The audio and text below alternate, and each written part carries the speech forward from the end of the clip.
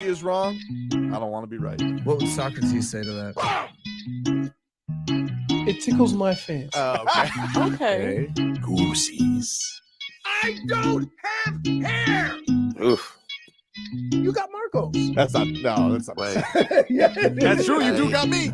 Get over here, Marcus. Let me look at you. They don't want it. Tobin and Leroy, ready to deploy. Had to hit it with a little journalism, but that was a decoy. Better about me, boy. Okay, Leroy and Tobin, hold to the show, man. Still in the songs with the show, and till then his half moon open. Sometimes go taste like a snowman. No proof I'm alive by the motor. No proof. Like I always wanted him, I never hated him, I never traded him, and if I did, I never ever traded him. You know what is a star? Like another city, the driver's side fly. Gucci a large, so many more. 10 in the more, never a bar. 8, 10 in the more, 2 to the P. Nothing to you, but it's nothing to me. Handsome as ever, and cute as can be. You can watch us on YouTube with view for free. Ay. This one time for the Twitch. This one time for the text. This one time for the phone line. Whole time wonder what they gonna do next. You know, I just wish you guys would stop the quibbling. We'll see, Tommy, but I don't like the chances of that today. Good morning, everybody. Welcome on in. It's Tobin and Leroy here with you on 560 WQAM.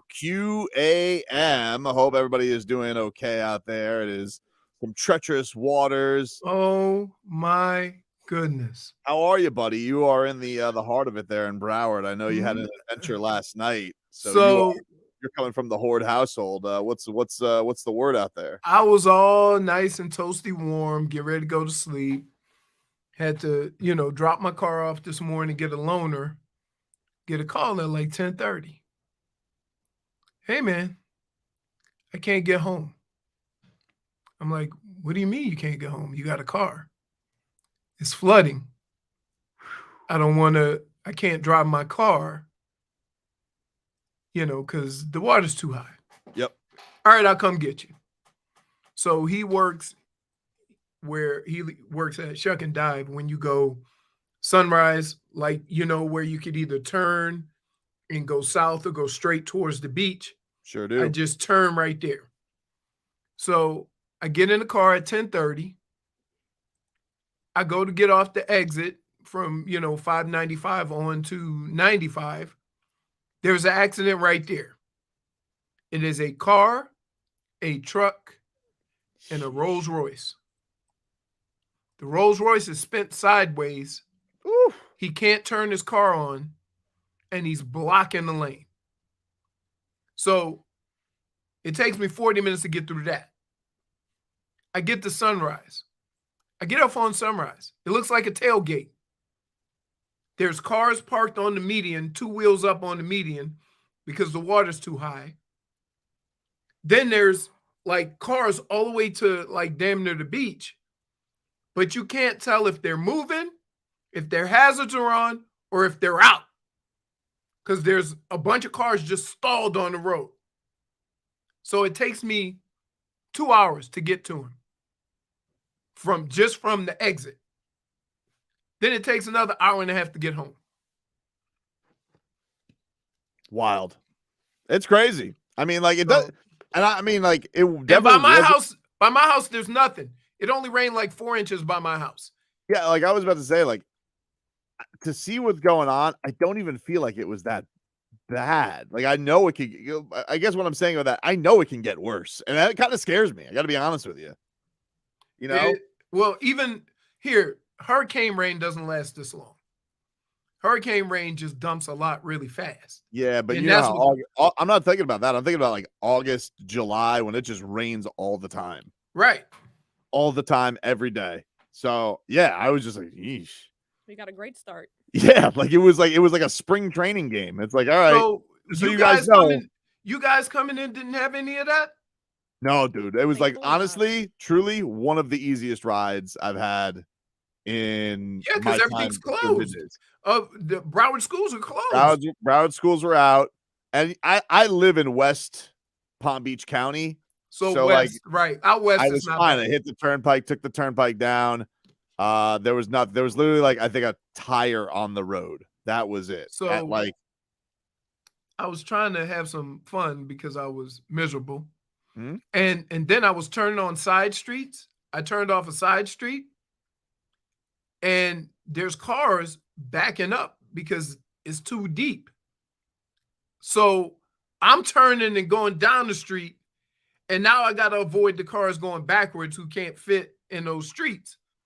But I'm like, thank God for my truck, because I made it, and I kept calling Fonz and saying, I don't know if I'm going to make it. The water's getting kind of high. Yeah. I don't know if I'm going to make it, but I made it there and back. Like a big truck. Yeah. Jeez. And still. Yeah, And he you has a know who big made truck. it worse? Hmm? Listen. Shout out to the tow companies and the police, right? Because did y'all get the text that said, hey, we getting inundated with calls. Only call us when it's an emergency. And I got to tell you, if somebody can't drive their car, that's a bit of an emergency. Yeah. No, I know. But like, what are they supposed to do? Then literally Right. everybody will call them, you know? But- like, I mean, The cops and the tow trucks were driving so fast in the deep water that all the people in the median standing on the median were getting killed by water. crazy. So they were yelling, slow down. Trevor It from, was Trevor from the torture. 203, he's saying that he was stuck at the airport last night till 1:30 in the morning. And Yeah, that they closed the tows- airport. They closed the that's crazy. airport. No, I saw the photo. I saw the video of it. It was nuts. Nuts. Oh, yeah, Somebody what said tolls happened? were asking $800. That's wild. I can see it. I can see it though. Like, listen, we had the Uber guy cancel yesterday. He's like, damage is done. I'm out. Right. So I can't imagine, like, because they're still got, and then look, Fonz is the oldest 24-year-old I know. Dude drives 10 and 2. Right? So Wow. that's just I've like- never driven 10 and 2. no, he drives 10 and 2. Right? He's like cautious, blinker, had the whole, like, he's 80 years old. He this morning he says, hey, drop me. He says, Mom, drop me off on the way to work Mm-hmm. to get my car. I'm like, you think all those cars are gone? I'm like, are you kidding me? Nah. No. No, it looks like doomsday down there. Right. I saw some helicopter footage this morning. Dade South says, just call Marcos. He can push the car with his flippers. Dude, I'm You're right. telling you what. And then we saw the craziest thing. So we saw a Mini Cooper. Mm-hmm. The water was up midway through the window. That's what I was driving through. Right? So we looking at this Mini Cooper in amazement. Fonz is taking pictures. And then all of a sudden, we look outside the window. There's a guy riding his bike. Just a regular bike. And he made it to the highway before we did. Now, I don't know what he was going to do when he went that way. That's the direction he was going. just He wanted had to that show bike in the water. He was pedaling. I'm like, he got to be on something. Because there ain't no way. But you must be happy, Marcos. Like, this is your environment. Like, you know, like little puddles all over the place. Like, is this when you're at your happiest? Little Did see a lot of puddles. frogs. I did see light up Only Like, of these- frogs. this is like frog orgy I was like, time. where the hell were you guys this entire time? You just come out when there's puddles? Where were you before? It was Right. very- Last you season, know I the read water's some deep. hears them. Yeah. When a tow truck went by us and the car moved to the left. Just Oh, from the boy. wake. El Borre says, used to be a tow truck driver, made a killing when it rained. Thanks. That's what we want to hear. That's what I we gotta want to be hear. honest. Hey, When do tow truck drivers not make a killing? It feels like Right. they're always making a killing. right. I'm thinking to Didn't we do it myself, maybe 2 oh, years ago? price gouging. But is it? Because I know if I would have broke down, there is no amount of money you could have charged me that I wouldn't pay to get up out of there. So, hey, be safe. Yep. Be safe You out there. guys buddy. know, listen, you know where you can and can't drive, right? You know who made a killing? Who? This who made a killing. The Popeyes on Sunrise. I'm sure they did. Because people were, Little comfort Look, food. we didn't move. I didn't move for like 40 minutes. People were leaving their car, running across the street, going to get some food, get back in their car, and at that point, your car moved the car length. El Borre says that tow truck drivers make nothing, only when it rains. So, like, who's making the money there? Just the tow yard? Like, when they keep your car No, because prisoner? they have a whole bunch of like a lot of the tow companies have like deals with AAA or, the companies. Right, but what happens? Like I'm talking about, like like South Beach tow, like when they're trying to put your car in jail. Let me tell They you don't get something, they don't Southeast right. They Whoa, tow it. whoa, whoa, Yes, whoa, that's whoa. amazing. Wow, what happened? Jesus. guys. You're dead to me. I used to work on South Beach, and they had a killing with me. Yeah, They- South is one spot I don't mess Even with. if you follow the rules. Yeah. Your car is towed. I don't know how many times I walked out of work and I couldn't find my car. Man, Yeah, Then I had to I- walk to South Beach towing. I get it. I love lived in a development, and they had to deal with a tow truck company or whatever, and we were getting our pavers done, so we had to park on the street, and they could see the yellow tape in front of the driveway, right? Mhm. Here's what they did in one night. First, they're supposed to give you a warning. They put a magnet on my window, took a picture, pulled it off, and towed my car. And they said, "Oh, we gave you fair warning." So I went over to the management company, and I told them I was going to tear this place apart until somebody get my car. And they wrote me a check right there, but I still had to go get my car. 560, you're on the air. What's your name? No. All right.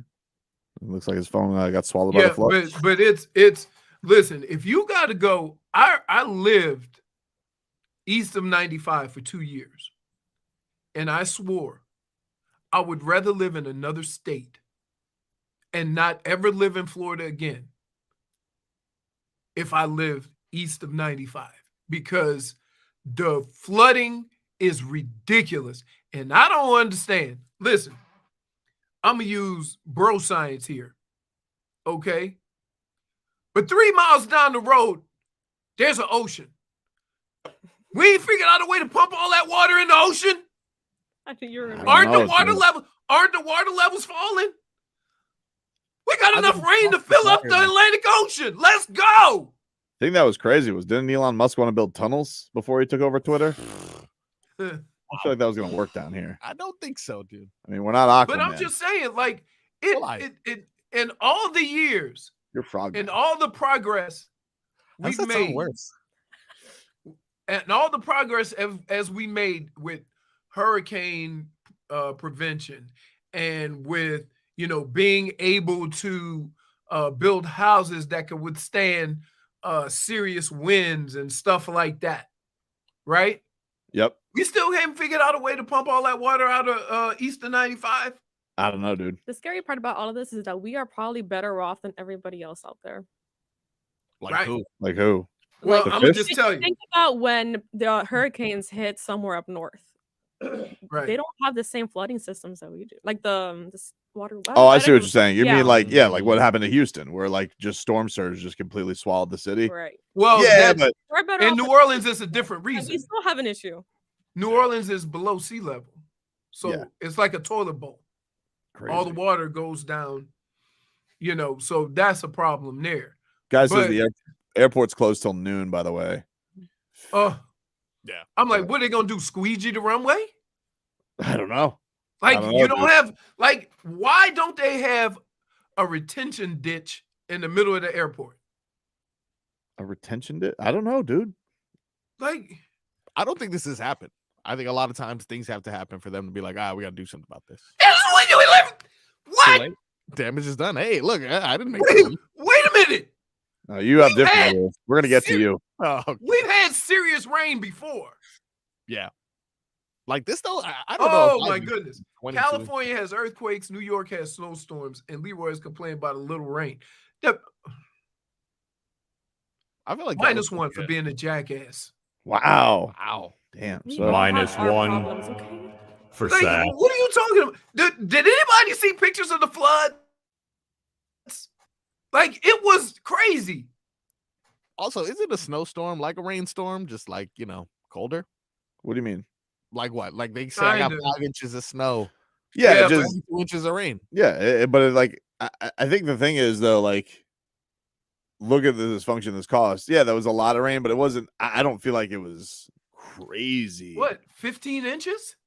Yeah, but like, how long was that? That was like half a day. Like, we've definitely had Nah. days where like we could have a bigger streak than that. So what I'm saying is like, what if that happens and then it could just keep piling on for like 3 straight days? You know? I feel like it did, though. Remember when we were here? It was like 6 p.m. at 1 p.m. Right. But then, and it stayed that way for Dude, like, it rained the for whole like day. 3 days nonstop. But Where it I is- just said your the point is weather true, report though. It is was scary. it's gloomy, there's no sun, it's cloudy, and it's raining. Yeah, 3 sometimes days. hurricanes do that though, where they like stay still over a certain spot and like it's just days of rain. Tobin's right. In August, great month by the way. It could be really bad, dude. It Yeah. could be really bad. All right, we gotta take a break. Back after this. Q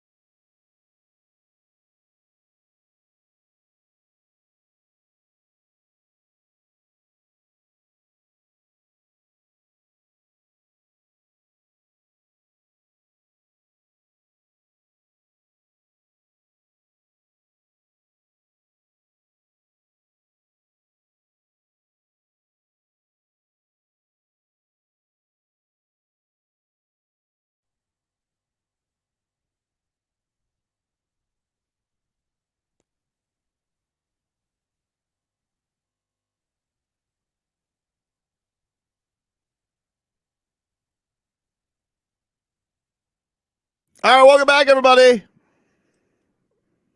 Tobin and Leroy here with you. We take you till 2 o'clock here on the show. Get some headlines here brought to you by the new Palmetto Ford Truck Super Center. Why buy your truck at a car store? Palmetto Ford. Wow, we know trucks. Wow. We know trucks. Trucks. There you go. You wearing a Carolina Panthers sweatshirt? Yeah, I was just thinking the same thing.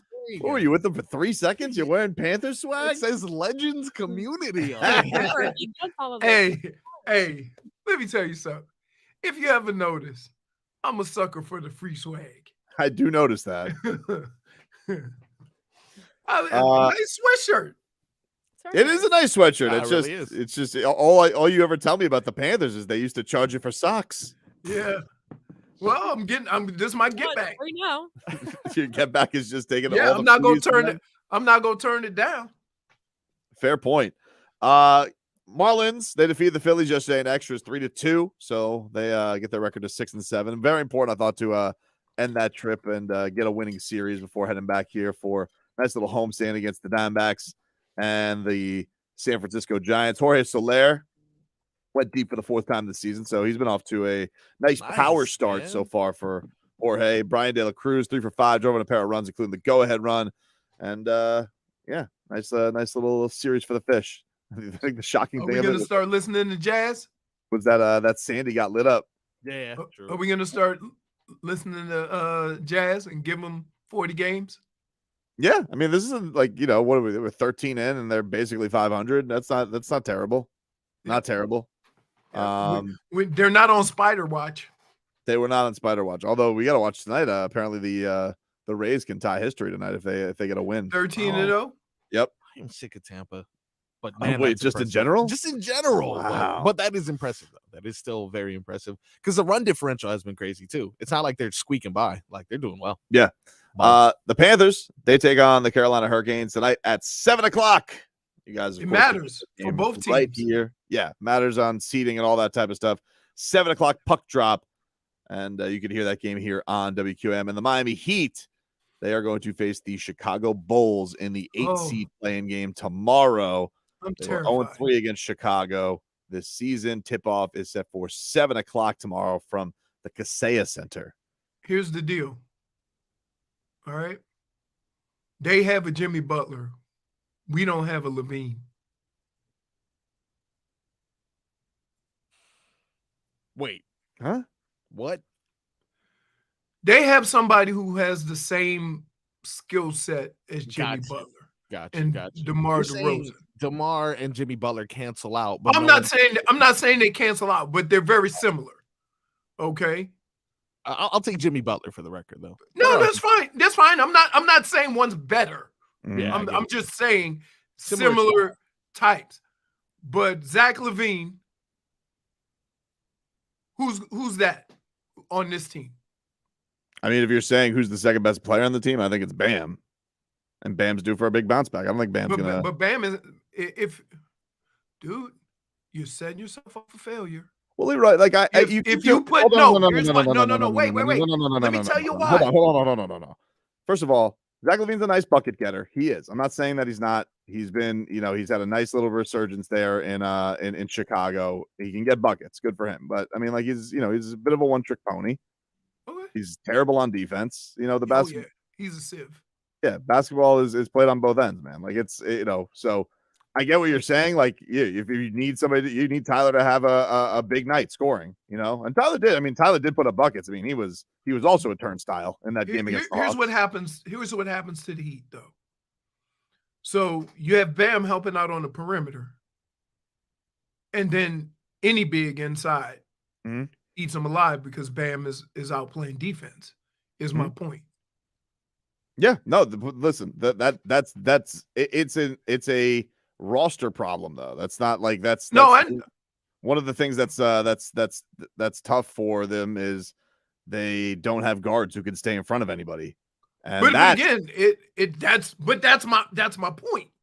So whether everybody's getting on me, about what I'm saying, and like, no, wait. The fact remains that if your two best defenders are out on the perimeter, that means the other three guys are in the paint. Yeah, I mean, like we'll see. I think they didn't have success against Chicago this year. They were 0-3. I mean, their rosters were all very different. Gogi lit them up in that opening night game.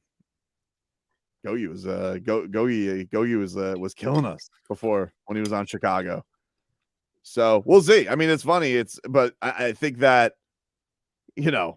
last night was such a weird game for the Raptors and the Bulls. Bulls got down 19, and then the Raptors missed 18 free throws because DeMar DeRozan's kid is there, and she's just shaking them out of their shoes with screams at the free throw line. That was amazing. Dude. That was amazing.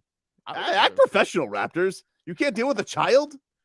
Hey, it's not illegal. Wait a minute, because for some reason I picture your two kids doing the same thing. Hopefully to the same. Bam! If you're at the Heat game, you hear a little BAM!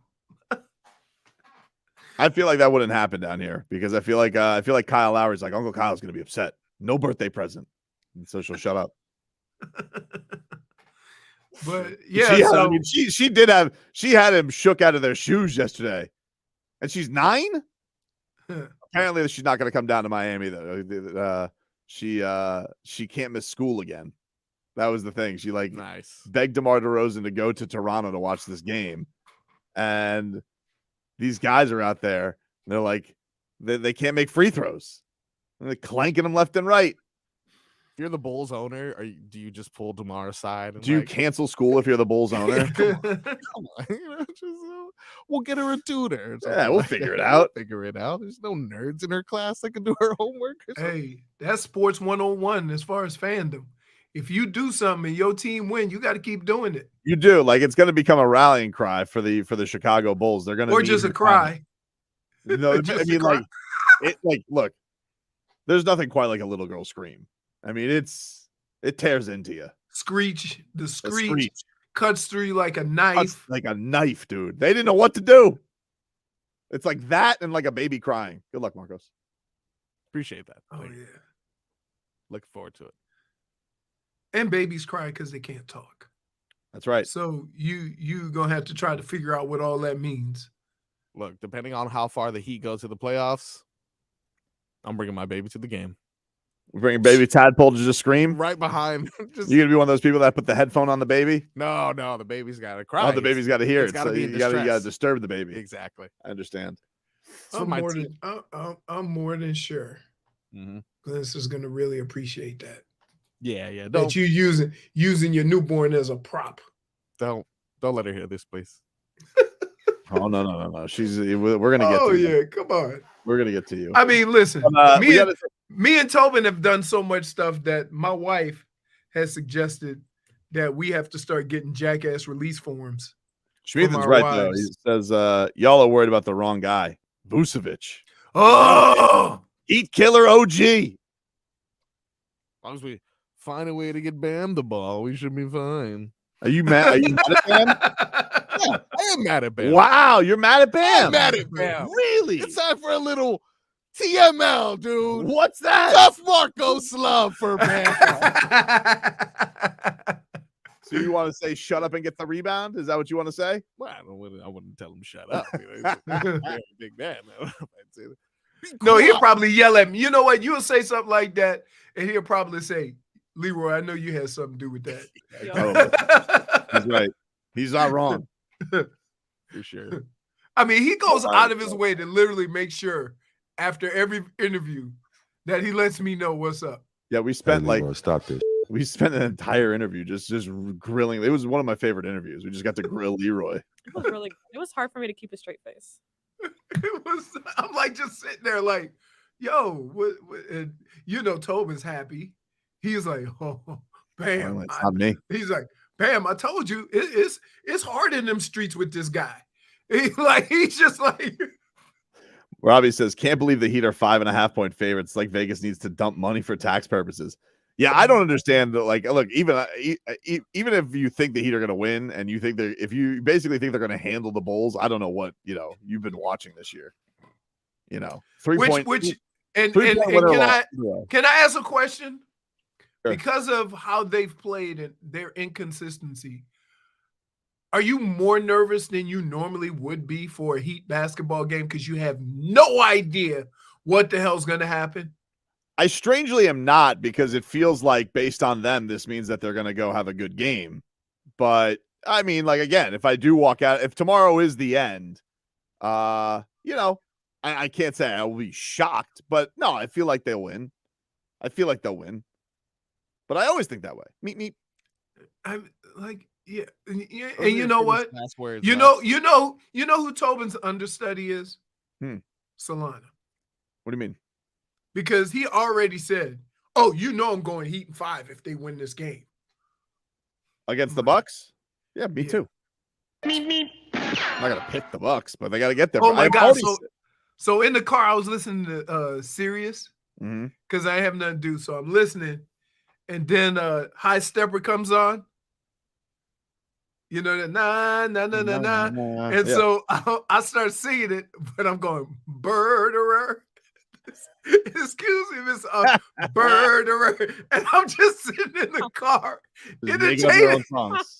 entertaining myself, knowing that nobody understands what the hell I'm doing and why I'm doing it. You're just insulting me the entire time you're doing it. I We'll wasn't take a quick insulting. break. It was all good fun. It was all good fun, J-Fig. Fun. We have a weird thing that came out of the post game today, because we were so mad at the Heat yesterday. This kind of went under the radar for us, but something happened that was just completely false, and we need to address it next.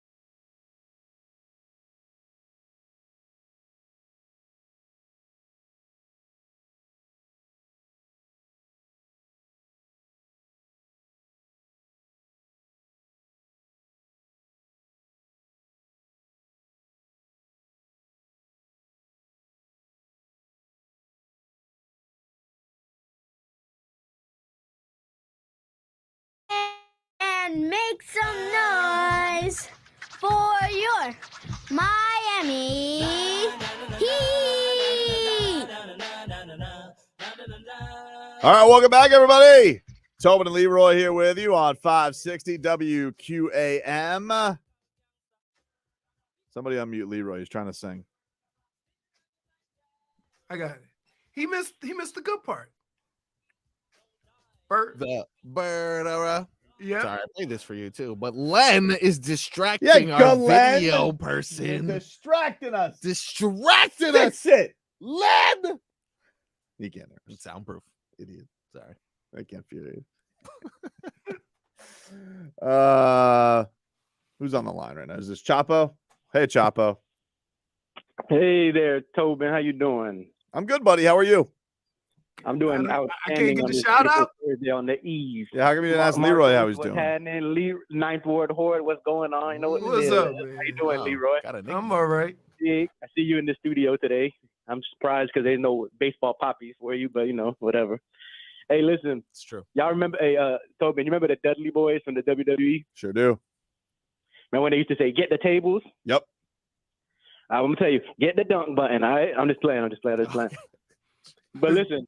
Chapo, get to it, What's buddy. I got you. I'm gonna make it quick and snappy. What's the line that can or cannot be crossed by Jimmy Butler if that little weasel DeRozan shows up screaming during the free throws and he hushes her and he makes both free throws to send her dad home? If he pulls an Izzy Adesanya, is that crossing the line? No. No, it's not. No, that's it's not. Honestly, Perfect. I think with Jimmy having such a close relationship with DeMar DeRozan and He Kyle can do Lowry, it. obviously he can do it. But yes, I think that that is the other side of it. If she tries, and Jimmy is the Heat are the best. I think the Heat were the best free throw shooting team in the league this year. So Yeah, I think Tyler Hero took the look, crown. if she does come here and rattle the Heat, masterclass. I mean, honestly, props to her. But no, it does set her up. If she's not able to do it, yes, Okay. you obviously leave yourself open to Kyle Lowry and Jimmy Butler roasting you. Of course. That's definitely part of the thing for sure. Definitely.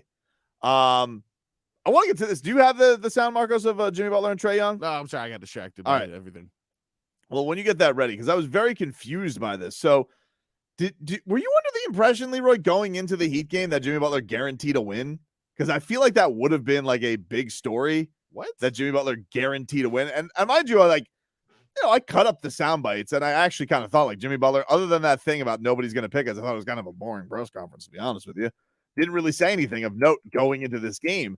And like everybody in Atlanta, including Trae Young, is running with the idea that Jimmy Butler guaranteed a win going into the playing game. Now, First of all, that's a lie because they haven't been able to guarantee a win against nobody this year. I don't think Jimmy Butler. Nobody. Now, if you're telling me Jimmy Butler did that thing where he's like, "Oh, I think we're gonna win," he literally does that every year. He Like, does Jimmy it every Butler, year.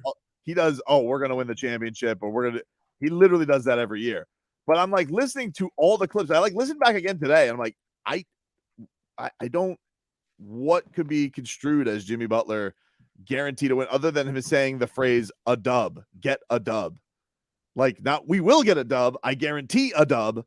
But I was like listening back at this, and I'm like, I don't understand. And Trae Young made it a point in his press conference to take it. Now, I know they have a little bit of a pass, so maybe Trae Young is just drumming some stuff up because of the whole fortune teller thing, and the Heat have kind of owned him. So maybe he was just drumming up animosity from anything. I don't know, but I'm very confused by this and anybody saying that Jimmy Butler guaranteed. I heard writers asking about this at the game. I'm like, I don't remember him doing that. It's a strange thing that they were trying to work through. Do you have the sound now ready, Marcos? Trae Young's sound is importing it, and while it does, I want to ask: do you think this is why the social media went the way that, as hard as it did at us, because they think that we guaranteed some sort of victory in their brain? I mean, I don't feel like Jimmy Butler took the brunt of it. I feel like Bam did, especially from Heat fans. I don't feel like that was. No, I meant the Hawks social media. where Oh, they called us man, out. the Hawks are known for having one of the sassiest media things. They did take a shot. They said it sounds like a Marlins game in here, which the Marlins took offense to on Twitter. Yeah, I mean, Which is not. It was not nice. It's not nice, Hawks. Because here's the thing: you're the Hawks. You can't be Atlanta and make attendance jokes. You can't. If Boston's going to do it, if, I don't know, Philly, even though they're a bunch of ingrate monsters, if you're one of those traditional markets that has like a real strong home crowd, okay. Atlanta's like the Heat fans' spring training facility. Like, it's mostly Heat fans when they go there, dude. Let's go, Heat. Like, I would put it in my pocket. Like, good for them. They get to prance around a little bit, but making attendance jokes or crowd noise jokes, I'm just saying if I was Atlanta, I'd pipe down a little bit. That's all. I have to absolve myself from this conversation. Because, yeah, you hate Atlanta. I hate Atlanta. Like, that's a New Orleans thing. I don't care what sport. Nope. All right, so can I hear Trae Young? This was him taking a shot at Jimmy Butler in his press conference. Even after they dapped up after the game? Taking a shot, dude. This is what he said. Obviously, Boston is a really good team, but I haven't really looked too far ahead. I mean, obviously, I watched them all year playing. They've been playing really well, but I was really focused on the night and making sure we won. I know Jimmy guaranteed a dub, so I was really focused on making sure that didn't happen. All right, so he says, I know Jimmy guaranteed a dub. Now, again, I think this is probably what he's referring to, but I don't understand why people think this is a guarantee. This is what Jimmy Butler said at practice on, I guess it would have been Tuesday. I'm going to do whatever it takes for my team to win, night in and night out. And honestly, I could care less what anybody writes. If I'm a good basketball player or a bad basketball player, Coach Pat and Coach Spo didn't bring me here because of what y'all write in the most respectful way possible. So as I take on, tomorrow's matchup and we get that dub, we'll worry about what goes on down the line. But I think I'm going to be a decent basketball player at the end of the day. Is that a guarantee? What? I don't think so. He kind of said we get the dub. He didn't And say we if. get that dub? Is that a guarantee? Like, that's a weak guarantee in the history of Wait. guarantees. Can I say something? Here's what's funny. If I said Trae Young said that, you would 100% say that Trae Young guaranteed a dub. Nah, because I don't make stuff up. Oh my goodness, Tobin. I'm not a fake newser. I don't come out there and get crazy about things that aren't things. If things are things, then I'll of course get crazy about them. No, I'm serious. Brendan. Leroy. Don't first name me. Come on. Don't do that again. Dude. Don't do that. You know. Dude, I damn will. Well. You listen to all this stuff, nah. And just like you said, hey, you like, Leroy, is that a guarantee? Tell me what you, Is that a guarantee? I mean, you can put whatever twist you want on it. I don't think you can. Yes, you can. I don't think so. If somebody says, after we go out and get this dub. No. He didn't even say that. He says, and we get this dub? Like, it's so in passing of nothing. Like, come on, dude. Trae Young. Look, we know Jimmy. We know he says that every game. Like, I don't care what happened. I'm going to go out here and get this dub. And I always think we're going to win the championship. Yeah, he always says that stuff. Right. So I don't think. Guarantee is like, I feel like, first of all, I feel like you have to say the phrase. Like Joe Namath? Yes. It has to be a guarantee. You got to go 60 years back to get the first, like. All I'm saying is if Jimmy was a car salesman, that's not a guarantee. He just sold you a lemon. Says the fan of Jimmy Butler. I'm just telling you. If Trae Young, come on. I don't think so. Wait. Show of hands. If Trae Young had said the same thing, you would have came in here with some TTL saying, we can't let him get a win. He didn't guarantee to win. Nah, I don't think so. Did anybody see? Oh, here's the thing. Do you even know you? Yeah, of course. I sometimes wonder how you take a situation. We all know how you would respond. All I'm asking, and then you mysteriously have it change of faith, and you say, no, I wouldn't do that. I wouldn't do that. You would absolutely do that. This is what you're accusing Brendan Tobin of making things up, which I don't do. No. I'm not accusing you of making things up, but here's what you do. You take every piece of information and look for the special sauce. No, not true. Oh, Flames What do you over mean? here. Kind of fan Like the what? flames. What do I fan the flames of? Had we heard that Trae Young said that, I would have been right there with you. We would have been like, this guy thinks he's got it in the bag. He guarantees yeah. Wait, Hold on. You the familiar? nerve of this Tobin. Trae. I love how you Tobin. guys like. Listen, you You know, are I the like to- only one that is denying this, and you are the one that would say it. No, dude. Here's the thing. You guys, it's strange. I don't know what the weather's like over in Hypotheticalville. I like to live in a little place called reality here. Okay, and the Really? reality is hard to say. I don't know what I would say because this quote didn't happen. But if you're telling me that it's Trae Young's voice saying what Jimmy Butler said, I definitely wouldn't have made that a big thing. You make a big. Oh my goodness! Now, Your nickname is Mountain Out of a Molehill. now, What are you talking about? when we come back, let's get to Brandon Jennings thinking the Heat are going to get Damian Lillard. Whoa! Now we're talking.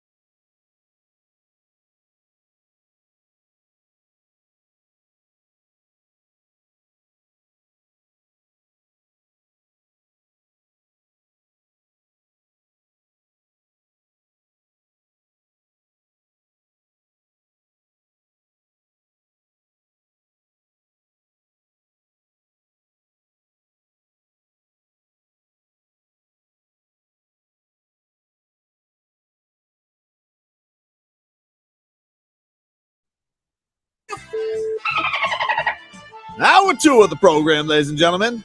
Tobin and Leroy here with you on 560 WQAM.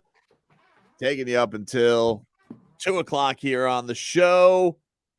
Hope everybody's doing okay out there. Everybody's safe out there. And, drive safe. A lot of craziness out there with all everybody out east. Broward. Take it from me. I was boots on the ground. Boots in the water yesterday. Yep. Oh, I ain't get out of my car. Oh. Because you know what else? What? Other than all the floating debris, the wake, I'm more than sure there was some unmentionables in that water. Possibly. Snakes. Can't rule it out. Oh. Also sewer water. It is coming up from the sewer, which is why they can't just dump it anywhere. Got to be careful, dude. Sorry. Gators? Let's get to some headlines here, brought to you by the new Palmetto Ford Truck Supercenter. Why buy your truck at a car store? Palmetto Ford. We know trucks. I got to get to this. ESPN is lying to you. Whoa. Yep. Why? Were they lying? So I'm perusing yesterday. I'm perusing, Now, and I'm going to just say this. Yeah. Because we want to get this out there now. What you're about to tell us and how you have a bone to pick with ESPN because you were perusing. Mm-hmm. You're telling me you wouldn't have made a big deal about if Trey Lance had, I mean, not Trey Lance, but Trey Young had said something along the lines of guaranteeing a victory. Yeah, but he didn't say anything along the lines of guaranteeing a victory. That's the thing that's crazy about it. Like, what Jimmy Butler said wasn't even the cousin of a guarantee. Like, all he literally said was the word dub, an abbreviation of win. Like, he didn't even like mention a guarantee. The words guarantee didn't come out. He didn't say we will. Like, none of that happened. Just Trey Young is making stuff up because you want to know why? Because Jimmy Butler owned him and put him in a body bag on social media a couple of years ago, and he hasn't forgotten. So he likes to make things up in his crazy little head, Now, let's get to the facts. ESPN is lying to you, okay? This website, they read a headline, right, Leroy? Mm-hmm. And it writes, 2023 NFL Draft. Why are there 31 picks in the first draft? In the first round, excuse me. And none of this mentions that the Dolphins were stripped of a pick because of Tom Brady's crimes. Wow. They all blame it on the Dolphins. Just sweep it under the rug. Blame it on Bruce Beal, dude. Well, where's Tom Brady's blame? That's what I want to know. Don't forget that this guy ruined the draft. I mean, I really think it needs to be going through every Dolphin fan's mind. When you're thinking about this draft coming up and how your Thursday night was ruined, don't forget it was Tom Brady's fault. And they're sitting here, they're like, well, there were 31 picks in the first round because the Miami Dolphins were stripped of their top selection for violations of the league policies relating to the integrity of the game. Okay. All right. Whatever, dude. Dolphins going and talking to somebody they know who didn't even want to be on the team that he was on and wanted to get a piece of the Dolphins. All of a sudden, it's the Dolphins' fault. Why don't we just make what is this revisionist history that we like to go through in this world? Okay. Because somebody had a chat. All right. A chat that the person wasn't against having. Okay. Was Tom Brady against having a chat with the Dolphins? No. He was culpable in this. So who's really upset here, Leroy? Who's upset about it? That's what I want to know. Who's upset? Bruce Arians? Didn't seem like he and Tom Brady saw eye to eye. That's why he wasn't the coach last year. So who's upset about it? That's what I want to know. It's a little ridiculous that Tom Brady gets nothing. Just we sit here and we just let him go about his life and his cat and his undies and his. Can I ask you a question? What? Would this situation have presented itself if somebody hadn't contacted Tom Brady? How do I know that Tom Brady wasn't the first one to make contact? Who called? How do I know? How do I know? How do I know it wasn't his agent? How do I know? How am I supposed to know? Tobin. I'll tell you what I do. Tobin. I tell you what I do know, Leroy. You're kidding, right? Kidding about what? All I do know is that it takes 2 to tango, dude, not 1. All right. Yeah, but the higher you go up the food chain, Who's higher than Tom more- Brady? no. Beal. Beal? You don't even know what his first name is. I don't even know if he's real. Exactly, dude. Stephen Ross. Oh yeah, Stephen Ross is the one who's the puppeteer. You Stephen asked Ross me who just- was bigger than Tom Brady. And who do you think? And what is? Let me ask you this: Leroy Horde, former Michigan Wolverine. Who does Stephen Ross love more than Tom Brady? Jim Harbaugh. Okay, so like, you think that poor Stephen Ross, an old man, at this point- Hey, Jim Harbaugh, who he flew out to San Francisco to see. fair point. That was years ago. But Tom Brady's next on the list. Didn't he build a statue for Tom Brady in Michigan? No. Does Tom Brady have a they are. statue? I think he is getting a statue.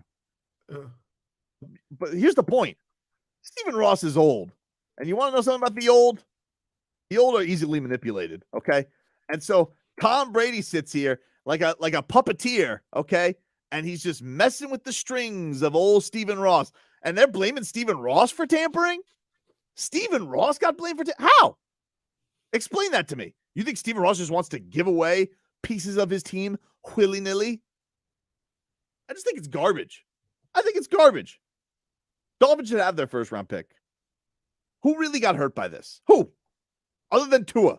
Tua's the only person who got hurt by this because his feelings were hurt. But other than that, who got hurt by this? Why did the Dolphins lose a first round pick over this? Because Tom Brady had to butt his nose in because he didn't like being in Tampa anymore. It's crazy to me, dude. Crazy. And they're like, whoa, we saw him do it twice. Yeah, you want to know why? Because he kept wanting to get to the Miami Dolphins. And the only problem was Brian Flores. Now, listen, I didn't want Tom Brady in the first place anyway, so I'm glad he's not here, which is part of the reason why I'm so pissed. Brian Flores, he blew it up the first time around, and then the second time around, he blew it up with a lawsuit. The Dolphins are losing a first-round pick over this? What are we doing? Because Tom Brady wanted to be in Miami? or ownership wanted him in Miami. Oh, come on, dude. I mean, he's sitting here. He's hobnobbing with Stephen Ross. He knew what he was doing. He knew what he was doing. You got to know that the Dolphins do have some blame in this, right? Some blame. Some blame. I'll take some blame. But you want to know something? They took all the blame. And that's not fair. Where's Tom Brady's blame? This guy has gotten to walk around willy-nilly. And what has he lost? Gisele Bündchen. That's it. That's it. That's it. That's all he's lost. His family. Let me ask you a question. You think he'd rather have that first-round pick or Gisele Bündchen? Wait, what do you mean? What would he have that first round pick? He didn't lose a first round I'm just pick. saying.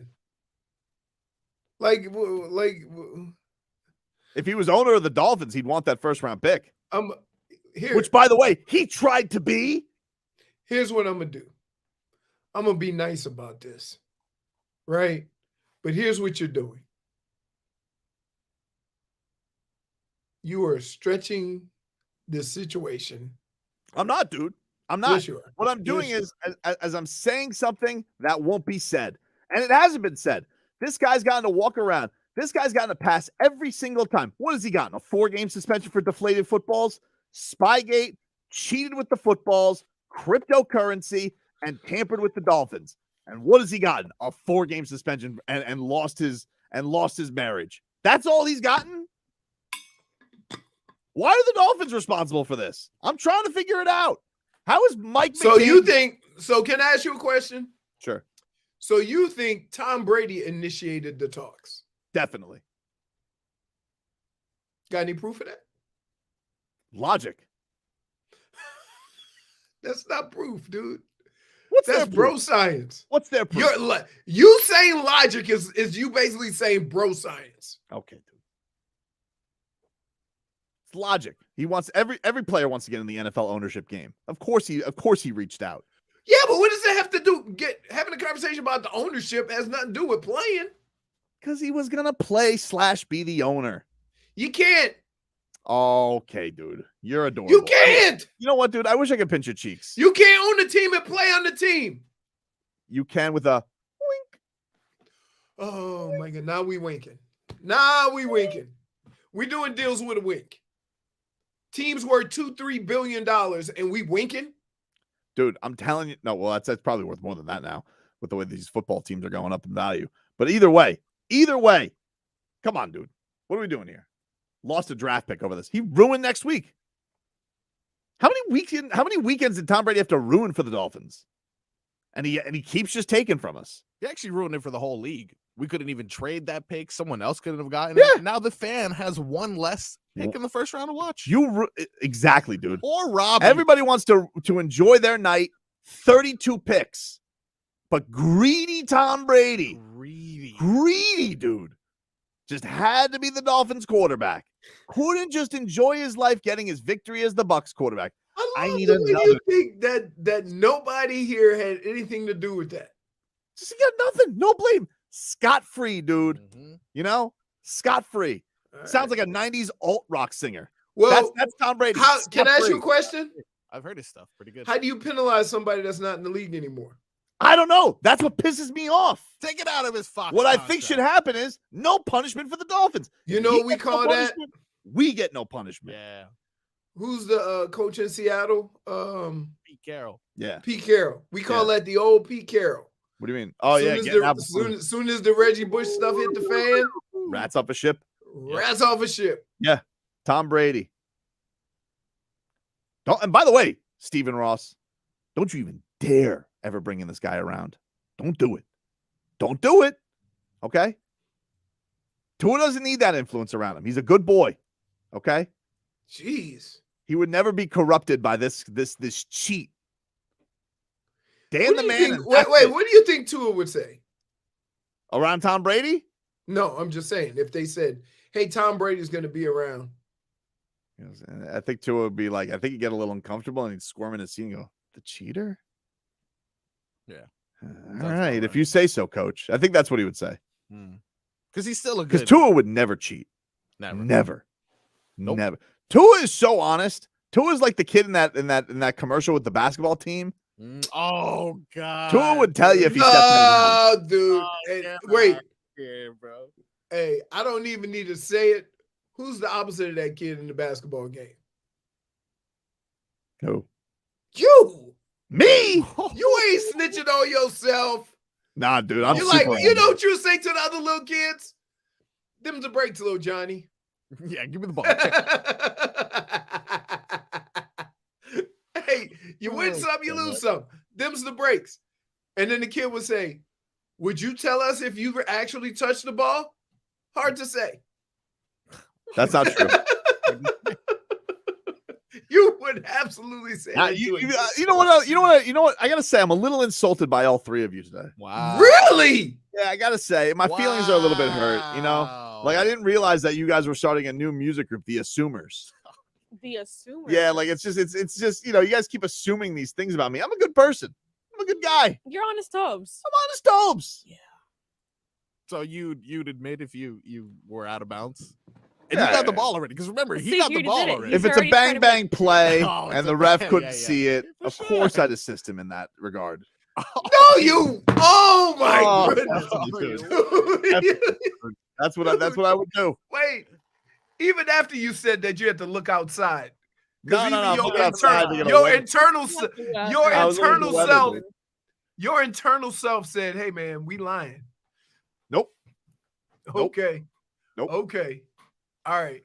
I'm insulted as you as my friend. Think that little of me that I would just lie and I don't think that little of you at all. I just know you. You lie, you cheat, you steal. That's Eddie Guerrero's. No, dude, he was Latino heat. And I'll just save the Twitches. I'm Fatino heat. Like you don't have to. I get you. You don't have to. Wait.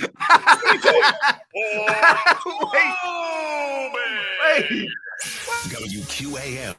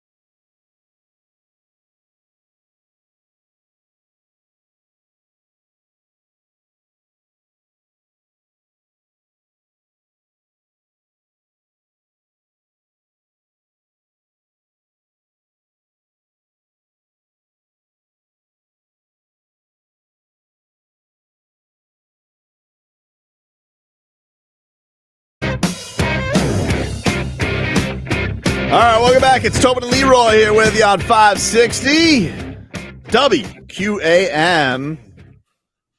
Hey, let's get a weather update, Leroy, from the Demesman and Dover Law Firm. Your accidentattorneys.com. Free consultations 24/7. Call them at 866-954-MORE.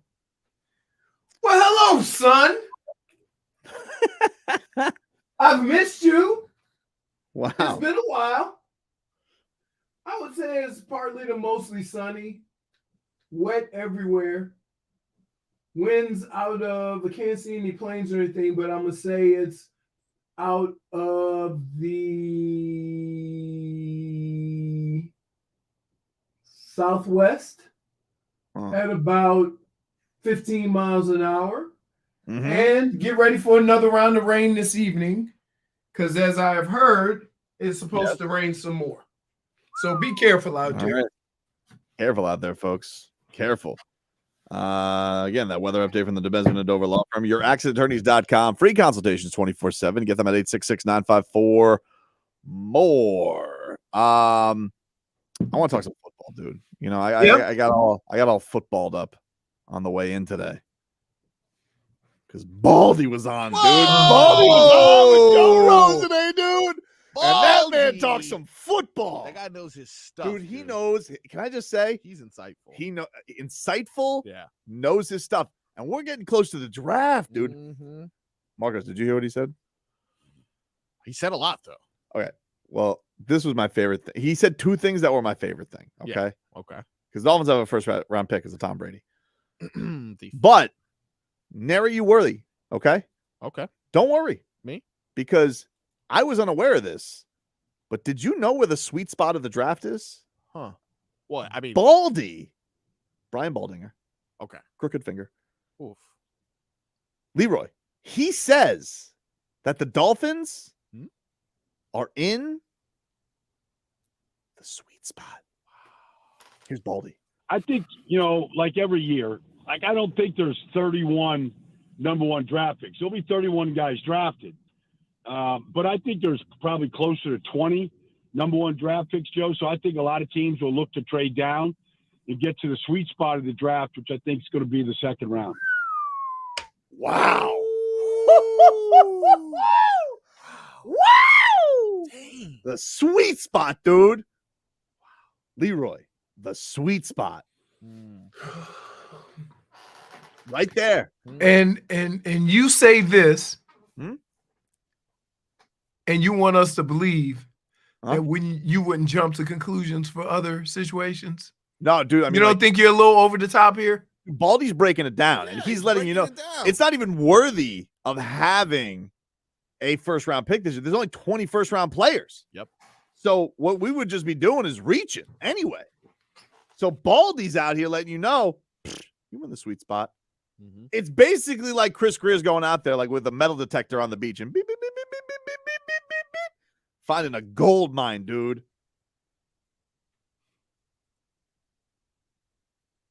Not my favorite thing that Baldy said today, though. Not even close. What? Not even close, though, dude. What was your favorite thing? He had this football thing I'd never heard of before. Football, okay, because he talks football, dude. That guy knows football. He knows football. He knows stuff. Did you hear what he said about Jevon Holland? J-Fig. Our Jevon Holland? Did you hear what he said about Jevon Holland? I did not. Wow. Leroy. You hear what Baldy said about Jevon Holland? It doesn't matter because Maurice Jones-Drew told us before the draft. No. This is different, though. This is different. Okay. This isn't about Maurice Jones-Drew. This was years ago. Okay. That's what I call ancient history from MJD. Wow. Baldy was talking about the potential of Jevon Holland and what this year could be with Vic Fangio. Things up. And this is good stuff. Here you go. I think they got a tandem of two really good corners with the pass rush that might be fierce this year.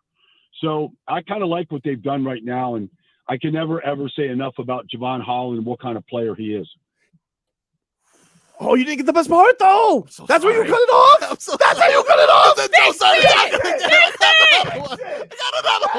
Fix it. You didn't have the football stuff. Football. Oh, come on. Wait, You don't have the best part where he's talking about. Where he called him, he gave him this cool football word. Words mean words. You had the whole explanation of the Jevon Holland thing. You ruined it, Mark. I don't understand the word. Fix it. I don't even. What are you doing?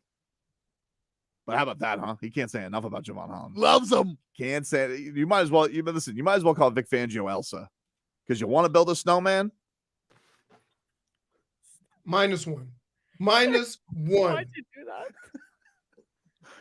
-1. Why? That was good though.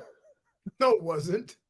What do you mean? Call Vic Fangio Elsa. Yeah. Do you want to build a snowman, Of course not. Leroy? Because Baldy said it. Why do you hate Baldy so much, Leroy? He's so insightful. Yeah. What didn't you like about what Baldy had to say? It's not him. It's What? you. What do you mean, dude? He It's doesn't like you. your Let me interpretation. no. This is how this started. A lot of people don't realize this. Me and Tobes were having football conversations on the air, right? Yeah. And then the very next day, Uh-huh. Baldy says the same thing to Joe. Yeah. He replays it on our show Yeah. as if I hadn't told him that 24 hours ago. I've never heard you say that the second round is the sweet spot, dude. You know? Like a It real wasn't hang. this. It wasn't this situation. Well, I'm just saying, dude. It's just, Baldy breaks it down. I would break more stuff down, but I have to weed through the silly sauce. What do you mean? That's not true. I mean, I'm here. I'm like a sponge, dude. I'm ready to soak up some football knowledge from a man who Dude, has we had a lived his conversation life about a living. football game, and I looked over at you, and you were like, "What kind of wings are those?" Like you were so like. That's not true. I was very Yeah. interested, but the wings were really good. What was that? Keg South? Oh, Keg they were South. good. No, we don't. Do we have kicks off by us? No, we went to Keg South. I thought you were talking about the, Oh, the yeah. Chargers game we went to go watch. Oh yeah. There are many times, Leroy. Oh, that was where J Fig finally took a picture. You know what? That's not the topic here. Baldy's the topic here. Baldy's a topic. Baldy. Fix Wait it! a minute! What are you doing? Fix it! Fix it, dude. Fix it, man. Please, I want to start talking about your things. Marcos sitting here. He's so focused on his push present. Did you hear about this? No. Marcos bothered me earlier today. Apparently, is the thing now. You got to get a push present for the mommy to be. What's that? I've never heard of it. I've never heard of I've this. never heard of that? it either. Apparently, you pop out the kid, you get a present. I've never heard of it. Apparently, I thought it's a the new kid was thing. the present. I thought so too. Life is a present here. No, Wait, so Nathan, let me you get this heard straight. this either? I've never heard of this. Is she making this up? Dude, I've never heard of anybody So getting a what- push so present what before. exactly? You know what? I'm gonna start calling you Jinxie Cat because you getting milked. Dude, She's getting this guy had to go get a monster present for mommy to be because of a push present. And I'm like, What is a push present? I had like a push notification. or I've something. never I heard of it. know. That's what I thought it was. All right. You Look, need to stop making. Wait, hold on. No. Let's discuss this. oh, no. I mean, we don't have to have the Jevon Holland cut if you like. Now you No, don't. no. I want to get out We're of this gonna talk about this. explanation. Oh, it's So, fine. Tobin. Yeah. You have 2 kids. Hmm? Were you required to get a push present? No, I wasn't. Huh. Hey, No, I question, wasn't. Marcos. It's a new update. Yeah. What's the baby shower for? That's what I thought. Okay, but this is the thing though. The baby showers for stuff for the baby. This push present idea is Her not idea. necessarily something for the baby. It's for her. It's a Michael Kors bag and a perfume Wow. that won't help during the entire baby process. Probably won't be used for the next couple months. I've never heard of a push present Yeah, before. I because- just got to. I've never heard of it. I've never heard of those two words combined like that. Okay, That's just weird. but it has its own Wikipedia page. Okay, but like, does this go along the lines of like Friendsgiving? Like, I've never heard Oh, of this yeah, before. That's a thing now. It's What's Friendsgiving. Friendsgiving? It's the whole gender reveal thing. Everything just keeps adding up, and there's just more things. Huh. People used to. Sound like Hallmark is making a killing. Yeah, I was about to say, like, people used to complain that like Valentine's Day was just a Hallmark creation, but we Wait a just keep minute. creating new stuff. You know what they have up north? Sweetest Day. What is that? Sweetest Day is basically Valentine's in the winter. Wow, okay. I don't know why. I feel like I've heard of this in a Isn't- show. Yes. Isn't Valentine's Day in the winter? No. Valentine's Day is in February. March. This is in like October or Okay. Well, it's not in March. It's What in the hell is February. going on? February. Okay, February. I hope you No, haven't been buying Sweetest gifts. Day. Pull it up. When is Sweetest Day? It's somewhere in the fall or somewhere in there. October 21st. I There just you gotta go. say, but here's the thing, dude. Yeah, but that's the fall. That's what I just said. You said in the winter. You said And then I Valentine's Day in the winter. changed it. No, you didn't. I just That's why I gotta listen to Baldy for football. Get this guy. You I'm got that glad Jevon you Holland? three knuckleheads are enjoying yourself. Let me get this Baldy on Snowman. This was so good. Yeah, I think he could be more like he was pretty much a free safety last year, Joe. And that's kind of where he was, deep center field, which he's really good at. But, you know, I can see him become a more of a robber in the middle of the field and just use his instincts and his overall talent, you know, to take away the middle of the field. That's what Vic is going to do. And so I can see that role changing quite a bit, where they can kind of give you one pre-snap look and then drop Jevon down, you know, into really, you know, just a rat position in the middle of the field where I could see him be in a position to take the ball away a great deal more. Yeah. Wow. A robber and a Wow. Same position. Some defenses call it different. Dude. Like the rat, he's just sitting in the middle of the field. He doesn't have any responsibility. He's just looking for some cheese. Right? I like that. Robber, Well, same thing. Huh? How come you never told us about the rat? Yeah, you only You never told us about the rat. rats off I the only I use didn't know a robber. rat. I only use what? robber. Robber? What does Yeah. that mean? I like the rat. That means like you're just in the middle of the field and you're just reading the quarterback's eyes. It's almost like when they have a linebacker and he is and you have a running quarterback and he's what do they call him? I don't know, like a spy Yeah. on a quarterback. Well, a robber is a safety, but he's not trying to stop the quarterback from running, but he's just following the eyes of the quarterback. That's why they tell you to look him off and whatever, because if you look left, he's going to cheat to the left. You look right, and so forth and so on. Well, what's a rat? Same thing. I What? smell a rat. Have you ever said that in the huddle? No. Oh. We say robber or spy. Different terminology, dude. I like That's rat. the same thing. Thanks for Baldy, man. Baldy. Baldy letting us know the football terms, dude. Guy breaks it down. Baldy, dude. The rat, son. The snake, the rat, Woo! the You know robber. what I influenced you with, though, old Tobes? What's that? Rear naked choke. Wow.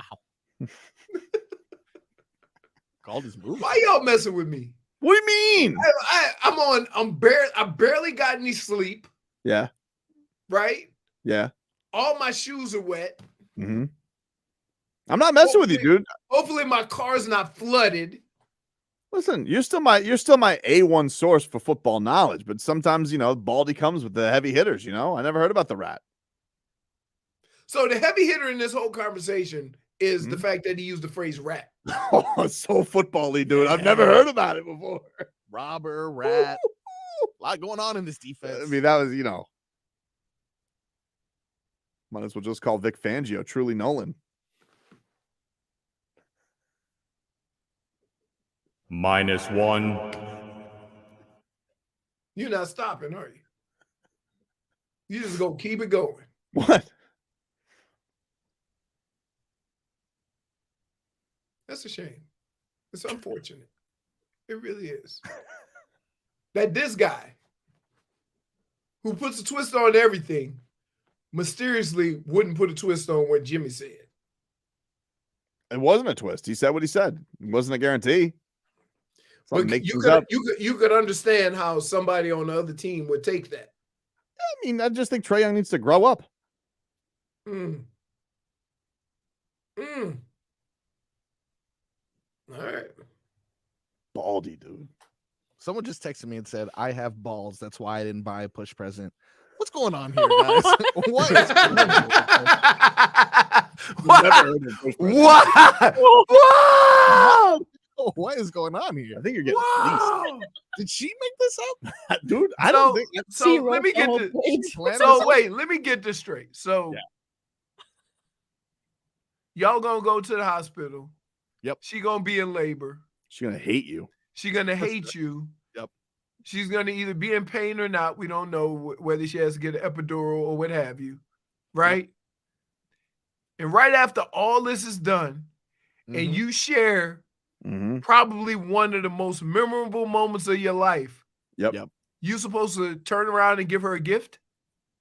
I really don't know. Does it go before, Instead after? of the baby I going mean, on the listen. mother, you put the Yes. Michael Kors Oh, I bag just on put her. the- I'll put the baby in the Baby. bag. Like one of those little I poodles. think before my wife, had Sophia. I think maybe it was. I don't even remember. It was the Christmas before or the Christmas after. But like I got her a nice diaper bag, like a designer diaper bag. But Very it wasn't. sweet. It wasn't. Really? Christmas, It was for Really? It was for Christmas. Wait, can I just tell you? She loved it. I will say this. Mhm. That I usually have a rule, and I don't know if Big Spoon trained me in the ways of the relationship, but here's how it goes. It is not a gift if you buy me something that I need anyway. No. So you get in the diaper bag, and she's supposed to say, "Ooh, thank you." No, she because if Designer. once you had Sophie, guess where your next stop was going to be? To go get that diaper bag. Well, it feels. Honestly, I do feel like you've been tricked by Big Spoon. To be honest with you, I think you're both getting duped. Me? No, wait. What do you? Yep. Sorry, guys. You're the guy that buys his wife a gym membership for Christmas. No, I mean, like, it got her a nice diaper bag. Like, I don't understand. Like, she enjoyed the present. Yeah, but you carry the diaper bag around too, right? Wait, what did you say? Not that one. Huh? What did you say? I don't know. What did I say? Trying to get What double part? use out of a gift. You buy your what is that noise? You buy your wife a gym membership for Christmas? No, that's like buying your wife a diaper bag is like buying her a gym membership. What are you saying? No, he's saying, like, if you buy your wife something that she needs, it's not a gift. Which is like, it's not like Were buying. you fat shaming through a hypothetical? No, not at all. I just use it as an example. We'll take a quick break. Back after this.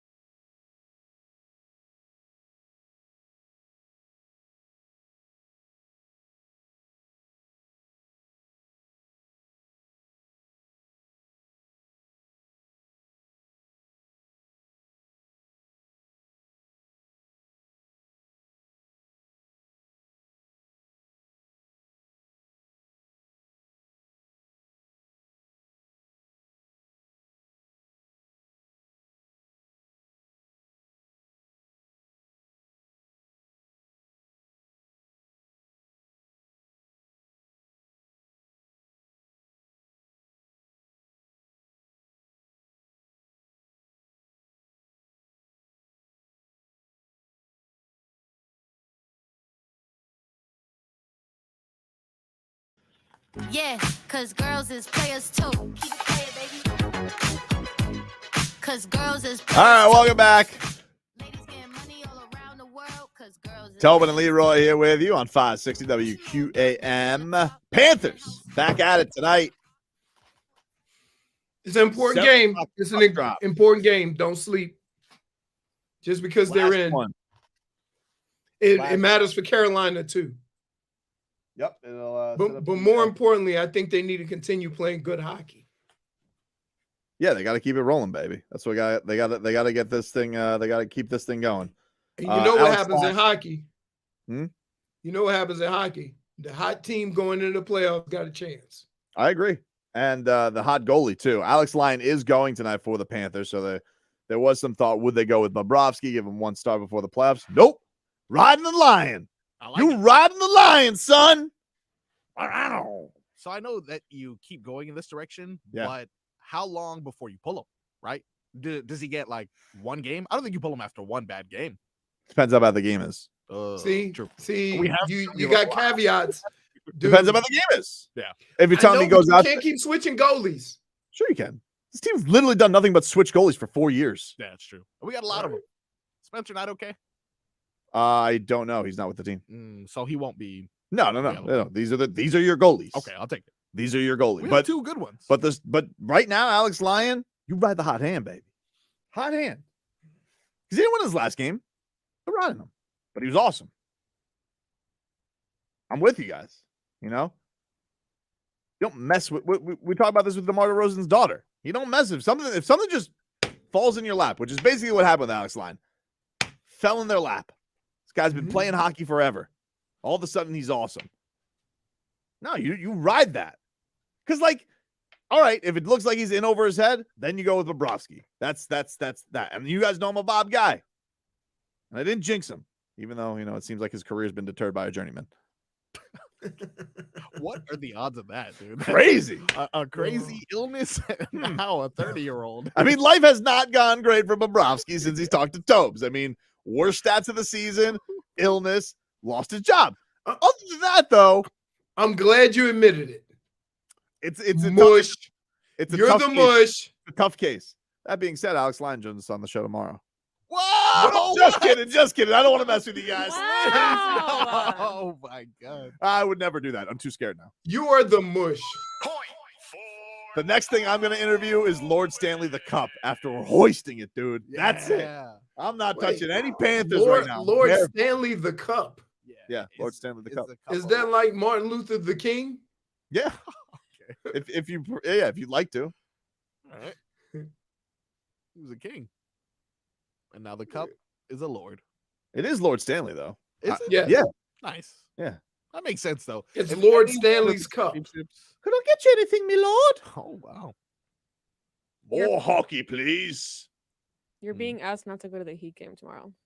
Oh, Wow. listen, I've got I have no power over the Heat. The Heat are up, down, it doesn't matter. My record's 500 this year. I've been to great wins, been to bad losses. That's not my fault. That's not my fault. It's only Bobrovsky. What is your fault is that you're denying it. I'm not denying it though. You're Like, not. You're I'm denying saying- accepting what this Heat team is. Oh, well, I mean, we're talking about two different things though. I haven't denied it though. I really haven't. Like, I don't know what to tell you. Like, if Leroy, You make a. I mean, are you doing it from a radio guy or a fan guy? But you always predict victories for the Heat. When you have no idea. Yeah, but I don't go in. They're gonna lose this game. I don't work like No, that. I don't say. I don't say. I don't work like that. Yeah, I kind of do though. No, I don't. I do though. So then, what's the difference then? If you're saying you don't, then what's the difference? Because I have said consistently that this team is the epitome of average. They could beat any team and they could lose to any team. Which is, from a fan perspective, brutal. It's excruciating to watch every game. Everybody wants to take Orlando Magic game off. You can't. Because you know it's going to be a 3-point game with 3 minutes left. Okay. But I don't like, this is again the thing where you're like, we're not disagreeing. We just have two different philosophies of how we root. Like, I'm over the top. That's how I like to go. That's how I am. I deal with the disappointment. It's fine. You know, I told you 24-hour rule. Now it's bounce back time, baby. And big game, 30-11 tomorrow. And you know you have to beat a better team. They're not a better team. You don't think they're better than No. Okay. They haven't been better all year. No, I know. Yeah, but again, the Heat are 500. Mm-hmm. And I just asked you to acknowledge that that's average. But you'll sit here and say so-and-so hasn't been that way all year. But you're going to sit here and say a team that was 40-42 is better than them? Then I mean, like, you're not talking about a juggernaut here. No, we're not. Either way, we're not. Well, like, I don't know what you're doing. Like, yeah, listen, the play-in kind of sucks. It's like you're watching the battle of average. That's what these games are. They haven't been very good.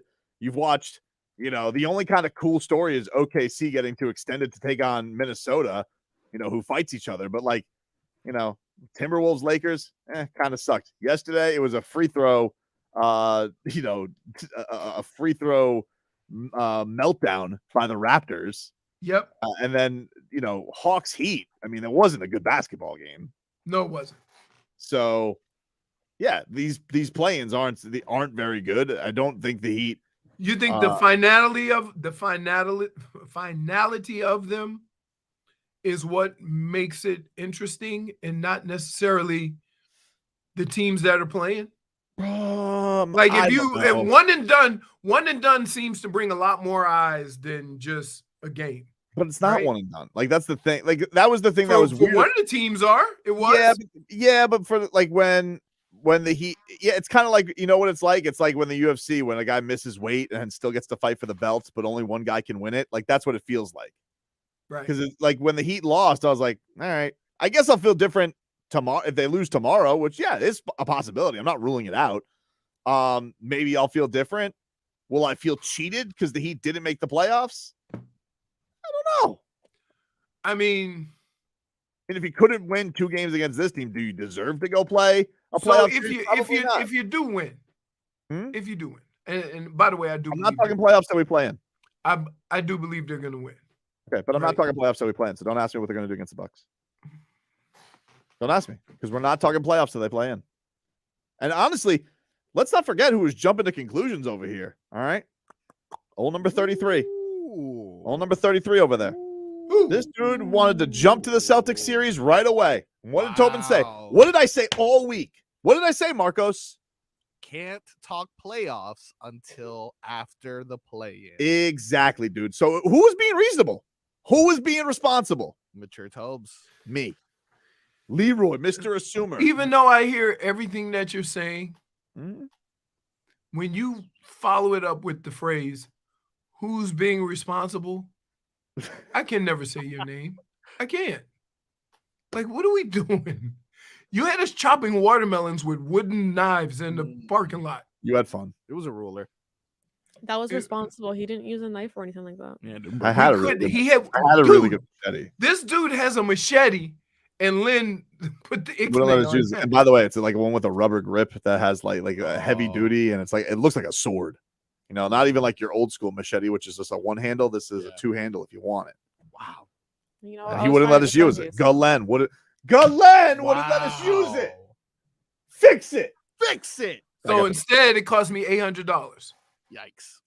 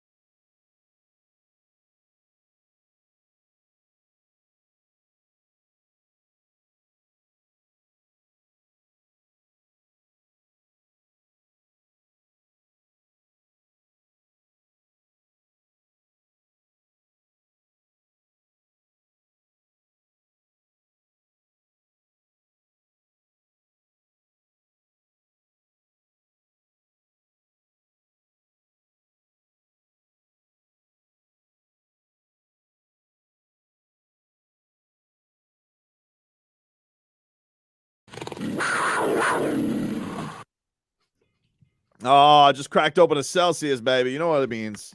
Time for some hockey talk. Brought to us by friends over at Celsius. Hockey fans, don't sit this one out. When it's game time, make Celsius a party plan. Get that energy up. Game day is fueled by Celsius Essential Energy Drinks, the official energy drink of your playoff-bound Florida Panthers. Panthers taking on the Carolina Hurricanes tonight, 7 o'clock. You can hear that game right here on 560 WQAM. Doug Plagans with the call. Let's go over to the Ice Den, and let's hear from Paul Maurice after yesterday's practice. This is what the Panthers head coach had to say going into this critical matchup. 2-1 filthy. Was not really waiting for games. I think mentally everybody had gotten to the point that we were going to have to win out. We weren't really the scoreboard watching with an expectation. But it is a great reminder of how hard it is that the league and the accomplishment of getting to the top 16 is difficult. And this is, this idea is respectful. You've got an awful lot of Stanley Cup rings in that room in Pittsburgh. And you get a team that probably gets to the hotel at 3 o'clock in the morning that's on back-to-back nights that's going to miss the playoffs. And you play hard and you lose. Like, that's how tough it is. So it's a reminder of kind of what we've been through for the last 2.5 months. And the accomplishment that was made. So everybody, a different feel at the rink for sure today. There's an unusual lack of tension, the right amount of lack of tension on an off day. We haven't had a lack of tension in our off days, so it felt good today. Looking at the Paul Maurice getting to relax a little bit. 2-1 filthy. Are we getting off Paul Maurice now? 2-1 filthy. He definitely does. Let me ask you a question. If they get out of the first round, will you say that it was a huge success bringing him in? Just out of the first round, so they did what they did last year. Depends how good the second round goes. I mean, last year they got out of the first round, but nobody felt confident. They got out of the first round, which was a huge accomplishment because they hadn't won a playoff series in forever. And then they got embarrassed. So if this does look like the tougher team, which by the way they have. I mean, they have looked like a tougher team. They have brought that 2-1 filthy mentality. Then it'll be a success. But if they get embarrassed again in the second round, then I was like, yeah, all right, all that for nothing. 2-1 filthy. If it ends up that they do the same thing and look the same way they did last year, I would rather look that way, scoring a lot of goals. I would be more entertained. However, with everybody that we talk to, they all say that this team is better. So I'm going to take their word for it. Who has said it's better? Dwork said it this year. Dwork said it. Yeah, he said that they were not necessarily better, but built for longevity. We don't know that yet, though. We don't know. Of course not. We But do. That's why I asked the series. Hold on. That's why I asked the series. Hold on, dude. The reason why last year was such a colossal failure was because they were the greatest show on ice last year. Yeah. Comebacks galore. There was no lead that was safe against them. Yeah. That's what made, like, to say that they were last year's team was let's not forget what a cocaine line of fun it was last year to watch the Panthers. They scored 3 goals in the second series, though. I know, but but like to say they're better. I mean, we'll see.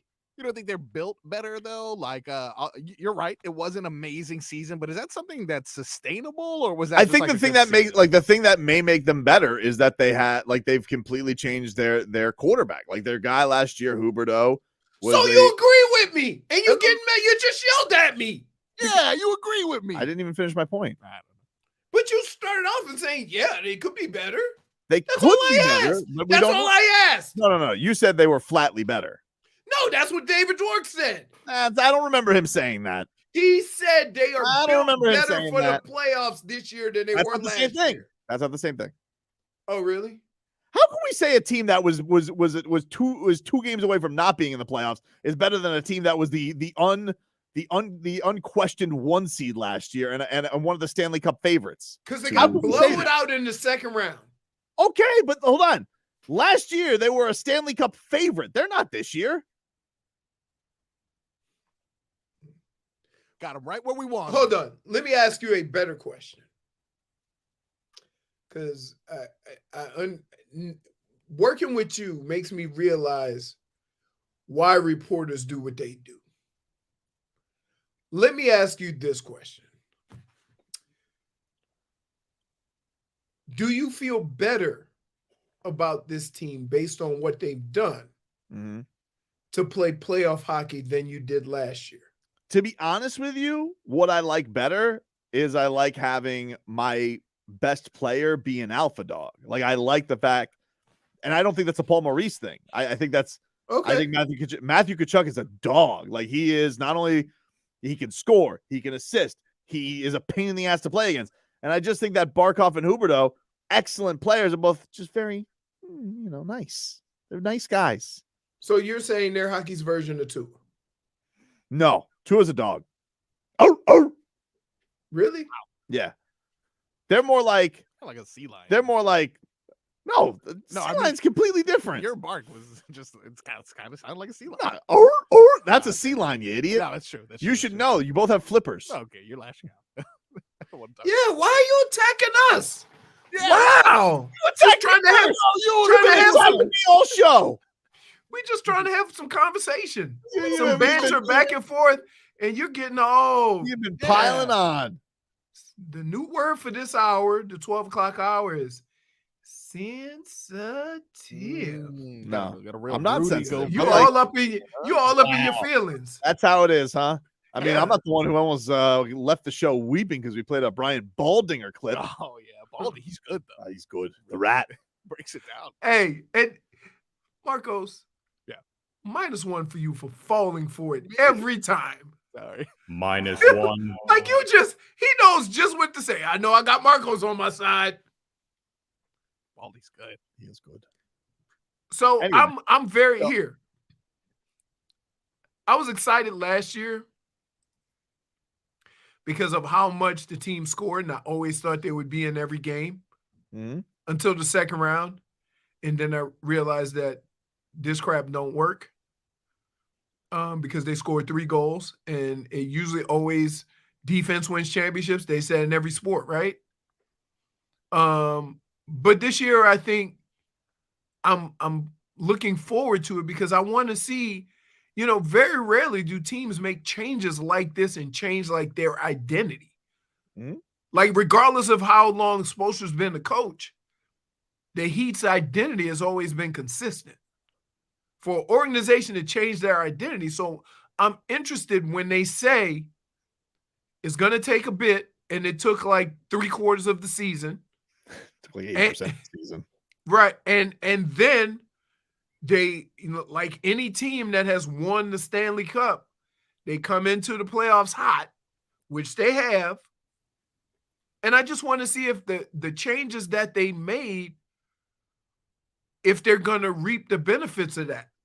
Because you really don't know how it's going to play out in the Stanley Cup. But the things that that teams that come into the playoffs hot usually have a chance. Hot goalie.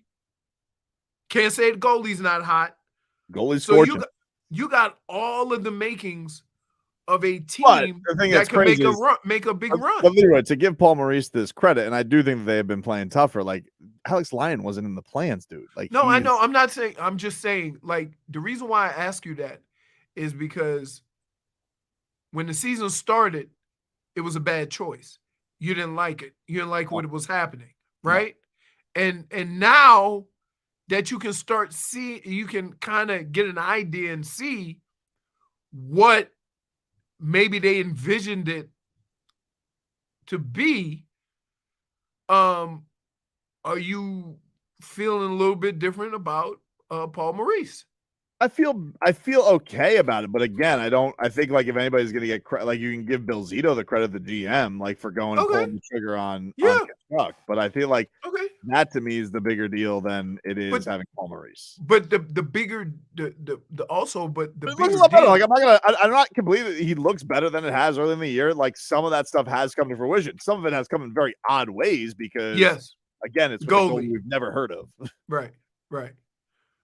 I just think that when you say, hey, we're going to change how we do things, how we play, and then you bring in a guy to facilitate that,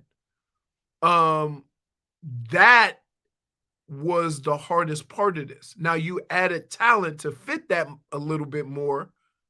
That also helped.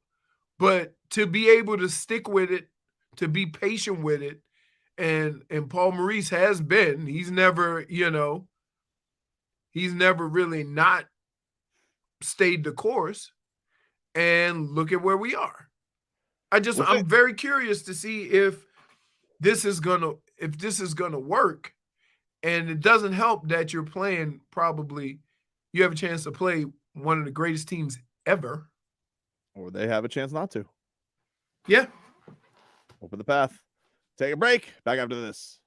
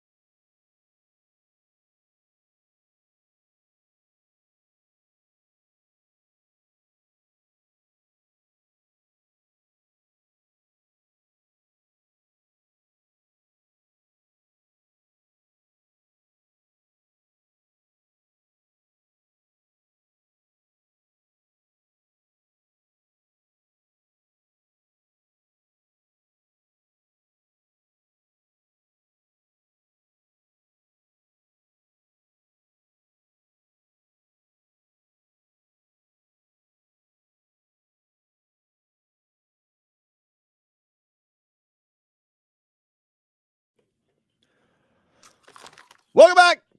Tobin and Leroy here with you on 560. You guys can text show 305-567-0560. Hey, I got to tell you guys about this. I have neglected this. We got a cool contest going on right now via the Odyssey app. We'd like to give you a chance to head to Las Vegas to see legendary magician, extreme illusionist, and stunt artist David Blaine in his first ever residency in Las Vegas. David Blaine in Spades is exclusively at Resorts World Theater. And here's how you guys can win a trip. You go to the Odyssey app, you log in, and you listen to WQAM, or you go to WQAM.com and you listen. The more you listen to WQAM, the more chance you have to win to David Blaine in Spades, playing April 28th through July 15th. Tickets are on sale now at rwlasvegas.com or axs.com. And check that on out. And meanwhile, also want to let you guys know if you guys are looking for a place to watch a little NHL playoffs or a little NBA playoffs or Miami Marlins baseball, wherever, why not head on over to Dave & Buster's? But how about this? What if we sent you to Dave & Buster's with a little gifty gift card, all right? It's April, and Dave & Buster's month continues. We got your chance to win a $250 gift card from Dave & Buster's. All you have to do is go to WQAM's contest page on the website. And if you win, you can go to Dave & Buster's with your gift card and have a party. All on us and Dave & Buster's. Eat, drink, play, watch sports at Dave & Buster's in Hollywood. Leroy, have you heard about the latest NBA beef? No. There is a pretty heated beef going on right now, playing out publicly between Spencer Dinwiddie and Kyle Kuzma. Now, apparently, Hold on. I wouldn't bring it up if it wasn't spicy. Okay, so let me explain something to you. Yeah.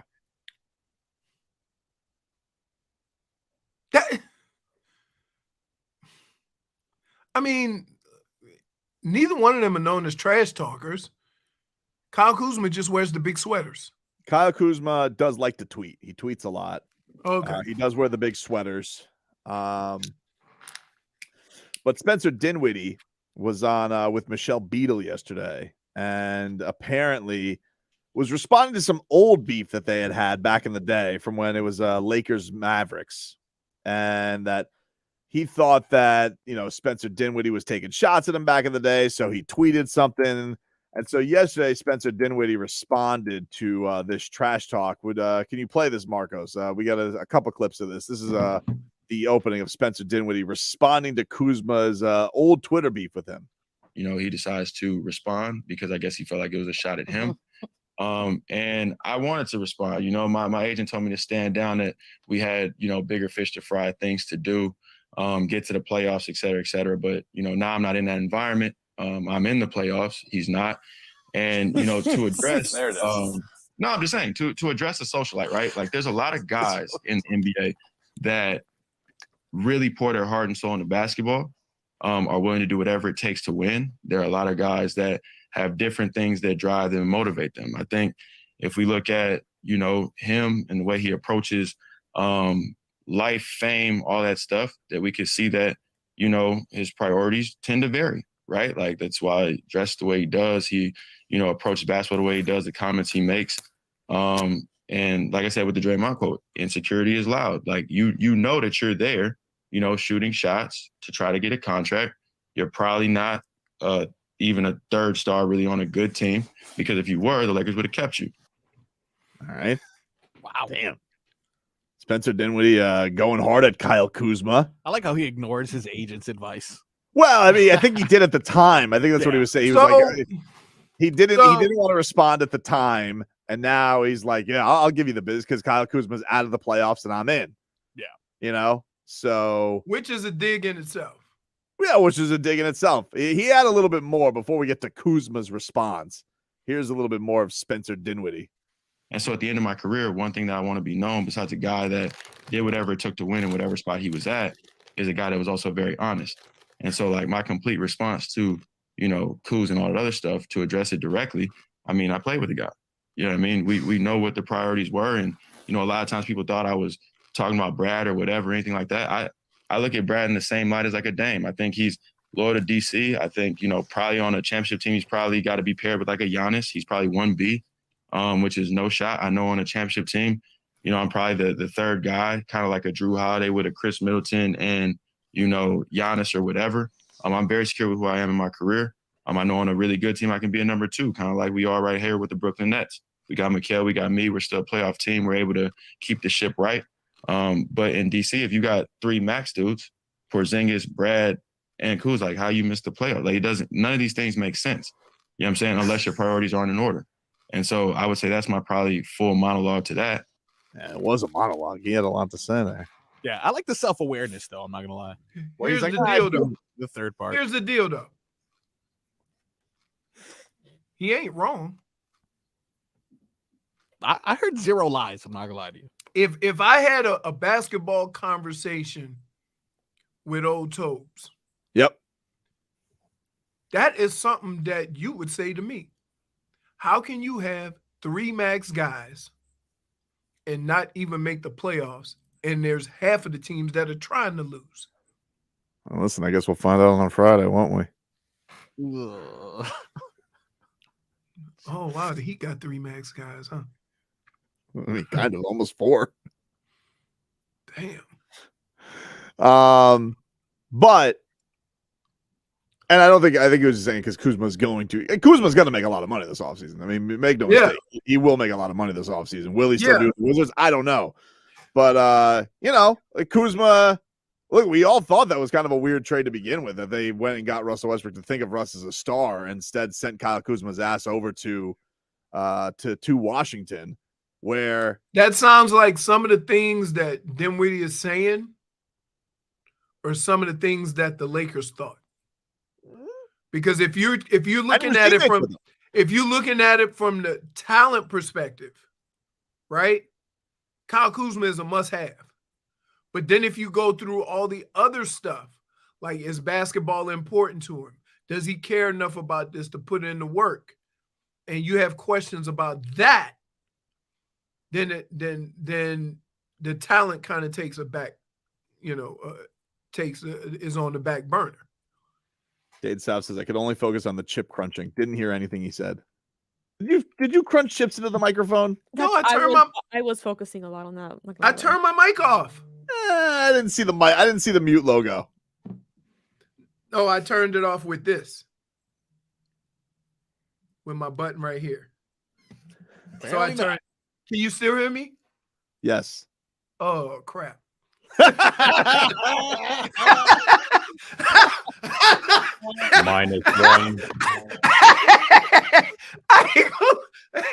You don't know. Oh my goodness. You don't know how many times. You don't know how many times I thought if I just push this button right here, right, that my mic will go silent. Click on your screen the button that says mute. No, I was clicking on the mic. No, dude. Right here. Oh, look, that could have been way worse, though. I'm sorry. He thought he was muted and it didn't get worse. I give him credit. I like how he couldn't even see. He couldn't wait 45 seconds for the clip to end to eat his chips. No, because I thought nobody could hear me. I kept doing this. All right, so here's Kyle Kuzma's response. All right, let's go. He lists them in bullet points on Twitter. He goes, okay, since I'm so famous, let me give you all some clout. I'm usually unbothered about things on the internet, but I will not allow this delusional guy to continue to talk about my teammates and I. Here's a thread. Number 1, insecurity is loud. The Wizards and I have so much real estate in, well, he makes another name for Dinwiddie, but he puts a curse word in his name for Din Bleepy. In Din Bleepy Island, this guy got signed by a team for $60 million and was traded before the season was over. 2, what in the world have you won in this league? LOL, you've been bounced around more than a basketball. 3, you can thank KD and Kyrie for spearheading the 34 wins before the All-Star break, 11-13 after the break, and you're in the playoffs. Then a lot of laughing, crying emojis. Wow. 4, this is getting... Second option, more like second point guard. LOL, my man. Watched you for 2 months at your end of the Wizards tenure, being the second option. Average 8, 4, and 4. Sounds good, but glad you're hooping now. Yikes. And 5. And yup, I got a bag coming. Stop hating. LOL. Oh, Now- wait. He's got more. He's got more. I forgot 6. And last but not least, the only way your contract will ever be, the only way you'll ever be worth your contract is if the NBA finally gives in and pays you in crypto. And in parentheses goes, checks the market. Stock going down. Yeah, Spencer Dinwiddie he is one of those crypto bros who wanted to get paid in crypto. So here's the interesting thing. Both of those guys in there trash talking, valid points. I can't look at one and say one is lying and one is stretching it a little bit. Although I will say this. The things that Dinwiddie said about Kuz, just because he get the bag doesn't mean that's not true. That it just means that about you're fame and fashion. Yeah. Listen, the guy came to a game in an inflatable jacket. Right. A garbage bag. A garbage bag. Very expensive one. Yeah. Fashion icon. Although he does really seem to dig the heat. I mean, this Kyle Kuzma tweets about the heat a lot. Very true. Basically, he went in with a very expensive puffy shirt. Or wait, what was back in the day? What was the down jacket? What was What's it called? With the goose feathers. Goose down, not yeah, the jackets with the was it goose down jacket? I mean, listen, I've never had one, but it's I think I've heard of goose feathers. I'm looking at them. Is this a Goosies joke? I'm looking at the down jackets that you're talking about, and yeah, essentially it's almost like those. I don't know. I just see them in New York and stuff. Those puffy jackets they have. Yeah, essentially his was like that, but like essentially a hot air balloon. It was like a Michelin man. Yeah, he looked like Missy Elliott in that video. Oh, I see what a down jacket is. Okay. Well, speaking of goose feathers, Goosies no Goosies is next. Yeah.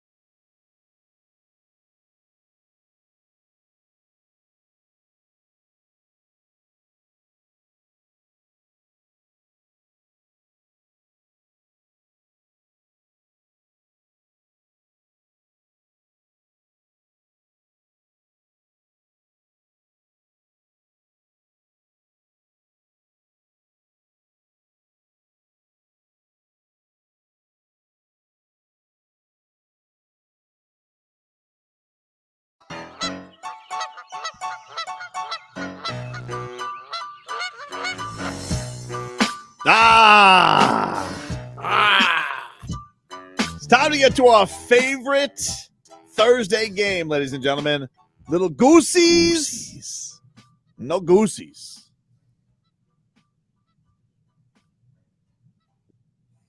All right, let's get to it, Leroy. No chips this segment. No what? No chips unless you mute. I told you, my bad. I thought I hit the mute button on my mic. Marcos, what do we got here, buddy?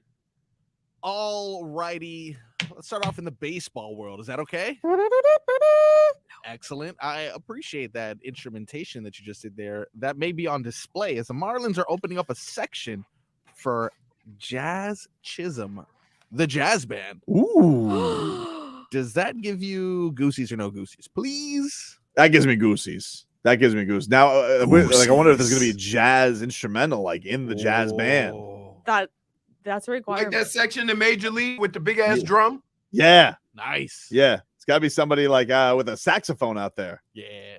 You know? Wait, what do you do? He hits a home run and everybody breaks into an old. Yeah. That's awesome. Yeah. No, like Kenny G, shouldn't it be like something a little more celebratory? Yeah, I see what you're saying. Yeah, jazz is very sad. The old love jazz. I mean, it's like, what if that guy that shows up for the Mets with the horn? Oh, the Timmy Trumpet? Yeah, well, Yeah. they're not going to be hearing him this year because he got hurt during the World Baseball Classic. Yeah. Hope he has a We can speedy borrow recovery. But screw Mets You can fans. put him out on loan. Like Yeah, they do should. with Yeah, soccer let the players. Marlins use it this year. Yeah.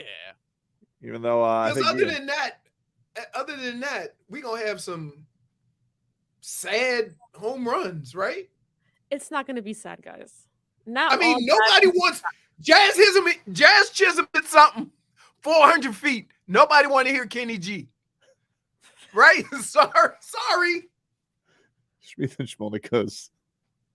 His name is Jazz Chisholm, not Salsa Chisholm, you idiot. Such an angry guy. Point for. So wait. Anyway, I got Goosies. Goosies for me. Goosies. Leroy? I like it. I like anytime a team or an organization goes out of their way to promote their players with sections or stuff like that. I mean, guess what? Every time we watch a New York game, guess what we got to watch? All rise. Oh. So, yeah, we got something of our own now. What about you, J-Fig? You got the Goosies from the jazz band. I've got the Goosies. Goosies. That's exciting. What about you, Marcos? You look like a lumberjack today. Okay. Lumberjacks don't have hoodies. Nothing to do with that, but okay. I'm not sure what's going on here. Is jazz the poetry music? Is that considered jazz as well? Yeah, I think you could do like a little bongos or something like that. So he hits a home run and it's just. I don't want him to run the bases though. I'd like him to just snap while he gets there. Just snap and just walk. I'm gonna say definitely anything Jazz Chisholm related. I love it. Goosies. Goosies. I hit that ball wrong. I hit that ball long. Yeah. Obviously, your pitch was wrong. Wow. Jazz. That's not a home run trot, though. You need some more excitement. That's all we got. That's all we got. That's my point. You're gonna jazz it up, okay, guys? Relax. Oh, see what you did there, huh? What's number 2, Marcos? Number 2. I'm not gonna tell you. Kidding. It is our boy. I'm not sure if you've heard of this guy. Who?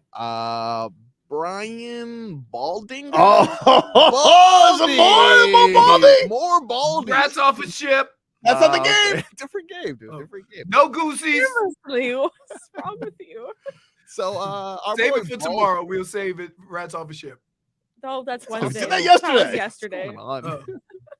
Man, sometimes I wonder if I even do this show. Like, what? We've been doing the same thing for years, and I still. But at least I know now. At least I know now that. At least I know now that this button does not turn off my mic. Progress. You're learning, Leroy, are day getting by better. day, little by little.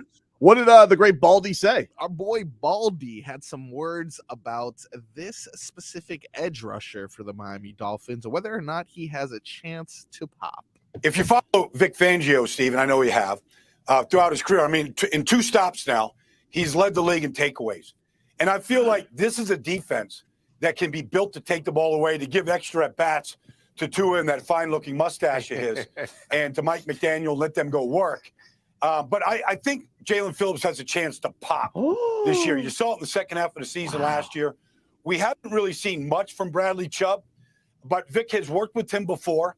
And so I think that's going to be huge. And if you look at the secondary with Xavier, Ramsey, Jevon, like that could be the best secondary in football. And if you combine that with Rush and what they can do with what Vic likes to do, this has a chance to, like you said, to be a pretty special group. Man, wow, that's exciting. Goosies galore, dude. I mean, Goosies galore. Goosies You even gotta ask Tobin. galore. Yeah. Has a chance to pop. I mean, come on. Dude, it's not a pimple. What the hell are you? Dude, he got a chance to pop, Like, JP. Now we doing episodes of Dr. Pimple Popper. So, seriously, did the clip sway you? Nope. Oh, still no Goosies. No Goosies. No Goosies. Tough crowd. Y'all know why. If you're beef with Brian Baldinger. I don't even have a beef with him. Y'all made me have beef with him. I didn't want to have beef. I ain't got nothing against Brian Baldinger. Y'all made me have beef with him. We didn't make you do anything. J Fig? Goosies. Yeah. Goosies. Marcos? Goosies. Goosies. Check dude. your pulse, Goosies, Leroy. dude. Check your pulse if you're not I'm fired up. checking my pulse. Oh. Those are chips. Tom McRib says Tobin's Twitch name should be Dr. Flip Flopper. Wow. Yeah. What else we got, Marcos? Titans defensive tackle Jeffrey Simmons' speech after getting a new contract, which is, by the way, 4 years, $94 million. Does his speech give you goosies or no goosies? Yeah, let's see what he had to say. What did Jeffrey Simmons have to say? Guys, I guess. they're just Oh, no, not it was me. playing. It was. You guys are the reason why I wake up each and every day wanting to be the best I could be each and every day. My mom, single parent, so just to see how much we have came from, see the journey we been on as a family, it's crazy. Uh-oh. Here it comes.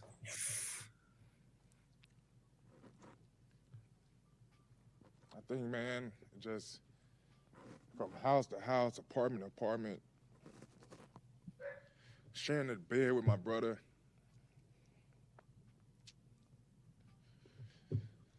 Now we good.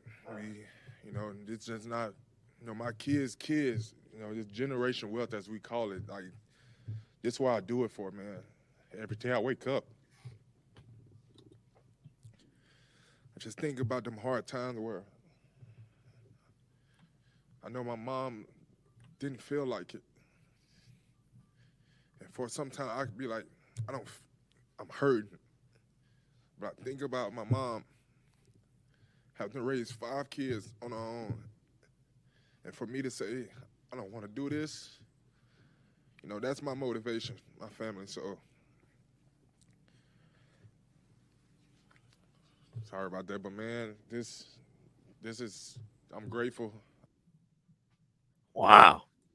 Yeah. I mean, that's a big fella with some big waterworks. That gets me every time.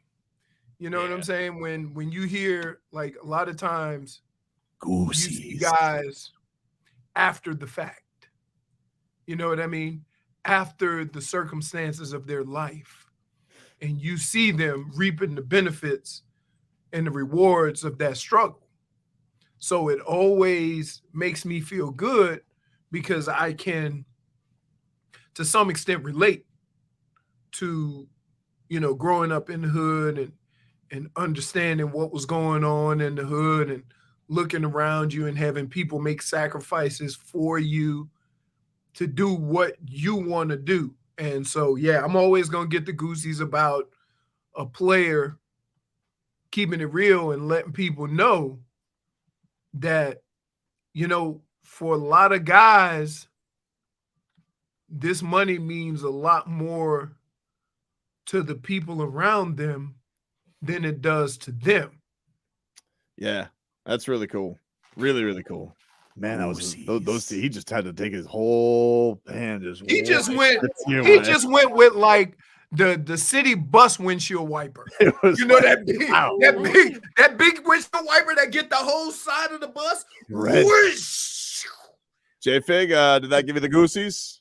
That always gets me. Goosies. Goosies. What about you, Marcos? It's a clean sweep, my friend. Like the other thing people got to realize is that I think sometimes you need to see that, right?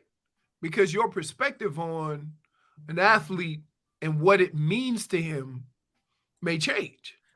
So now, are you ever going to accuse that guy of having fat cat syndrome? I'm just saying. Hard to say. Hard to say. Dude. I mean, one does not get fat cat I can go syndrome. at the Goosies and say something like that. That is true, dude. I mean, Duncan Robinson, I'm sure, cried, all of a sudden. Oh, yeah. He must have went through a lot of struggles growing up, Duncan Robinson. Hey, we don't know. You don't know. No, I don't. I mean, Larry Bird grew up on a farm. Larry Bird looks like he Duncan Robinson had to go play at like some college where where you could major in beatnik poetry. But there's a lot of people like when you he think had to of come from nowhere. Wait, we can talk no further than look at UD. No, What you think those contracts meant to him? a lot. You know what I'm saying? Like, so you know, we know people that play professional sports, and we look at them in a different light because we know that path. We don't really have time for any more. So that's Goosey no Goosey. When has the clock ever stopped us before? I know, but Galen's listening. We've been bad today. You know what? He got on the radio, but he ain't listening. You don't think he's listening to us? He sends us texts. Trust he's listening. You know what, Leroy? That's my. He came in here one break and was just like, I'm bored, and it was like Just walking around. futzing around with like the window and stuff. Like I think he's a little antsy today. Offices. I think Why we gotta be his tutor? I don't know. Hey, go play with Dozer. Why don't you take Dozer for a walk so he don't take a dump in the building? I mentioned Dozer. Okay, I got in trouble last time for that. So. Really? Tarpuga. No. You got in trouble for what? Tarpuga. Tarpuga. Hey, like I got snitched if out.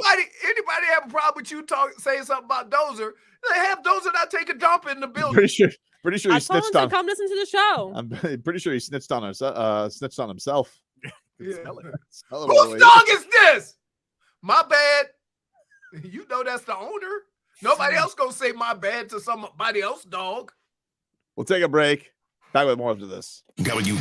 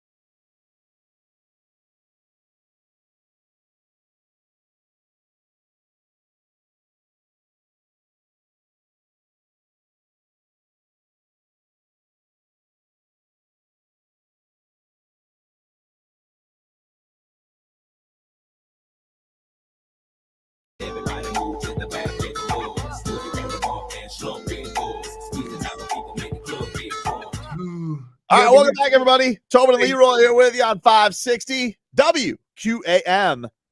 You ever hear It's up something? until 2. Streaming live on the Odyssey app and streaming live on YouTube. Miami 560 WQAM is where you guys can watch us live. And on Twitch, same channel name, Miami 560 WQAM. Go subscribe there on whatever is your platform of choice, video or audio. And check us on out. Let's get some headlines, Leroy. Brought to you by the new Palmetto Ford Truck Super Center. Why buy your truck at a car store? Palmetto Ford. We know trucks. Wow, that was fast. Odell Beckham Jr. currently being introduced as a Baltimore Raven. He will wear number 3 this season. That's amazing, without nobody to throw it to him.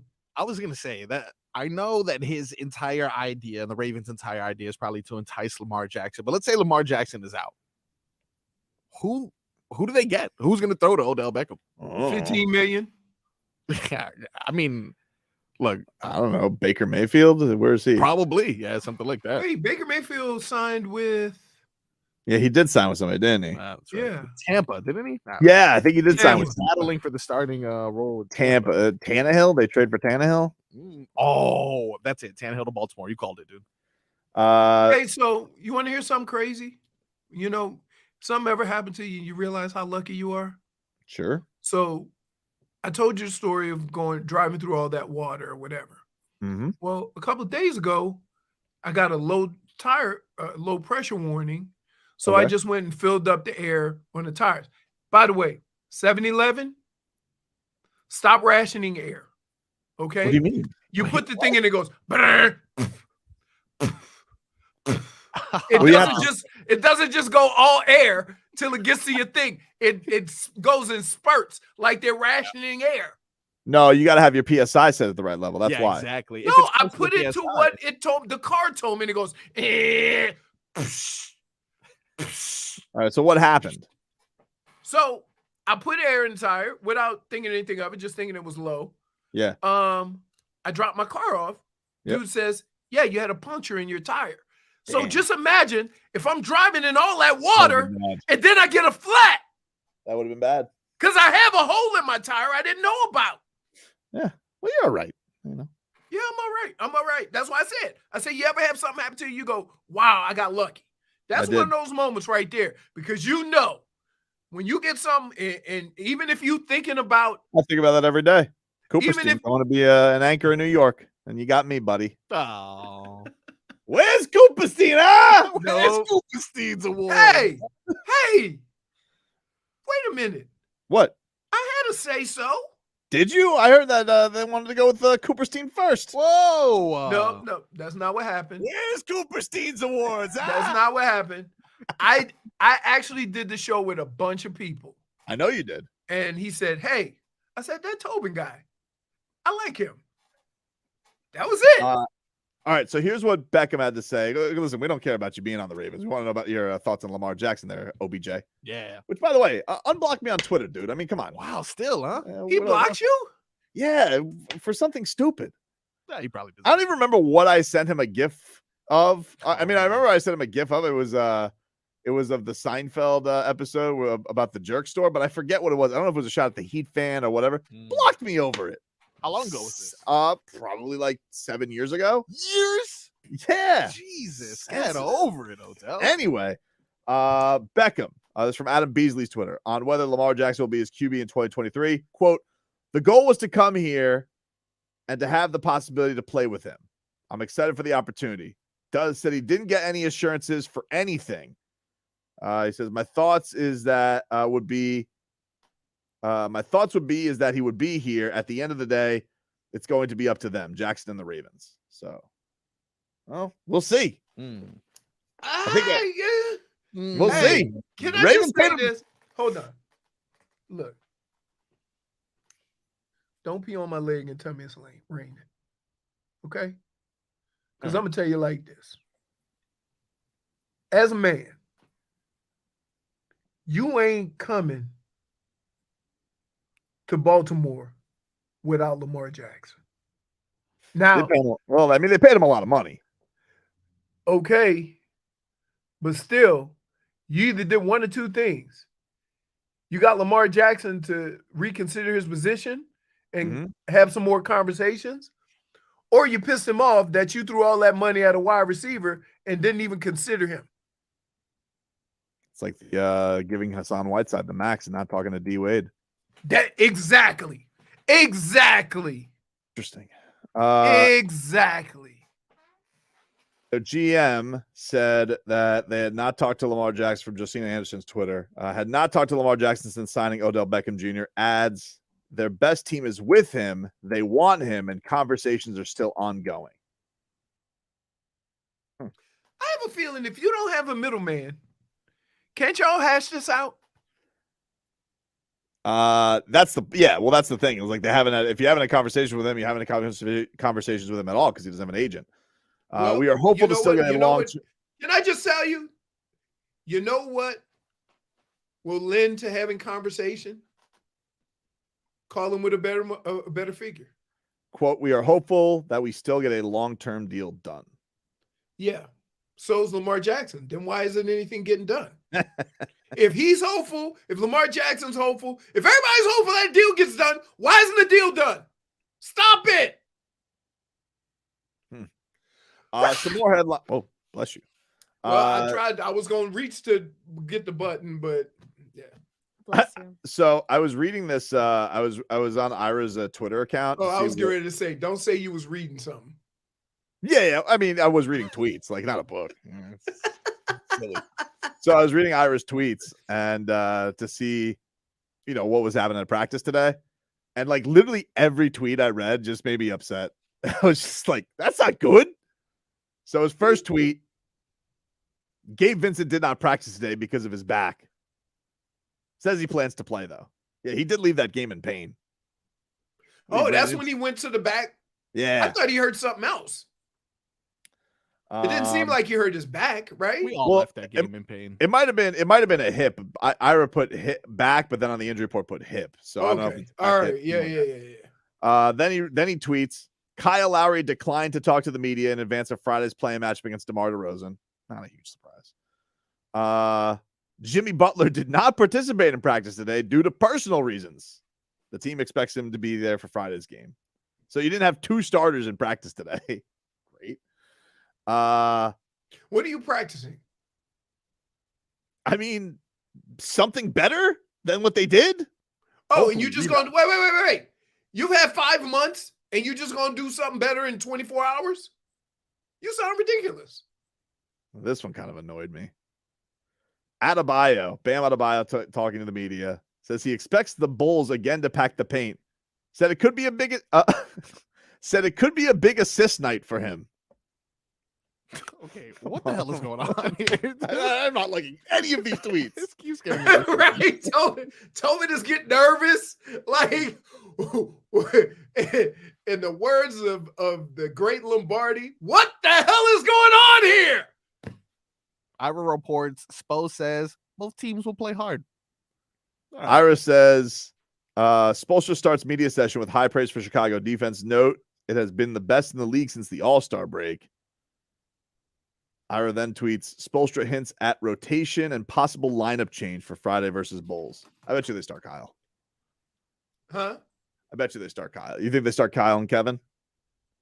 And who they put on the bench? That would be Gabe and Max. Yeah, well. Tate South says, I report that I can't wait for the season to be over. I like it. Is this like how much longer can we get our heart twisted like this? Right? Like it's been brutal. Just when you think things are going great, beat the Bucks, beat the Celtics, and then you come back and lose that. Who? Orlando. Any Hornets loss. Any Hornets loss, Charlotte. Like, there's nothing like Pistons, there's nothing Thunder. good you can pull away from. We just lost to a team that's trying to lose. They did that a lot of this year. Spurs. Yep. Spurs. Pistons. Oh, Pistons. Sadiq Bey in multiple uniforms. Oh, don't forget Brooklyn Bridges. Oh, dude. Oh, was that 47-point night? They make Mikal Bridges, like if Mikal Bridges played the Heat, every single night, he'd legit be in the MVP conversation. Yep. Like you would think that the Suns for sure lost the KD trade just based on the Mikal Bridges games. Like, Wait what? a minute. You can't. The reason why you can't say that, in games that KD has started for Phoenix, they are undefeated. Is that true? Yeah. Yeah, they're gonna be good. Is it true? I wish you would have come here. Do I sound like something I would just spit out? Why Phoenix? No, I think you're right. That sounds right. Should have come here. You see what Brandon Jennings said though? You wait. Here's the deal. What? Never mind. Go ahead. 50 minutes. I'll tell you next.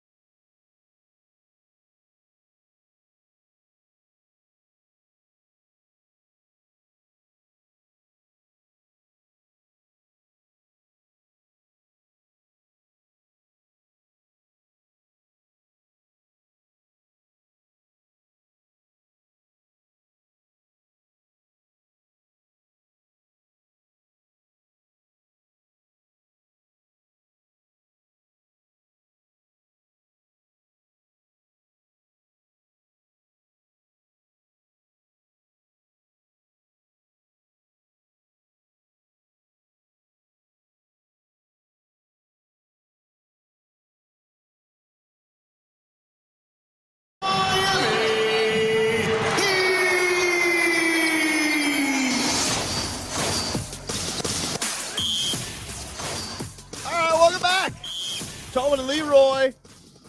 Heat back in action tomorrow. The 8th seed play-in game against the Chicago Bulls. You guys can hear that right here on 560. 5:45 is your pregame show, pre-heat with Alejandro Solana. 7 o'clock is your tip from the Kaseya Center. I think it's time for Felipe to earn his right around here and maybe make sure DeMar DeRozan's daughter isn't making us miss free throws, huh? That was crazy yesterday. Do you have DeMar DeRozan yesterday discussing his daughter completely psyching out the Raptors? My daughter called me the other day when she was getting out of school, and she was just, she just said, "Dad, can I come to the Toronto game?" I remember going to all the Toronto games when she was a kid, and I almost said no because she in school back home. She kept asking. She was just adamant about coming to support.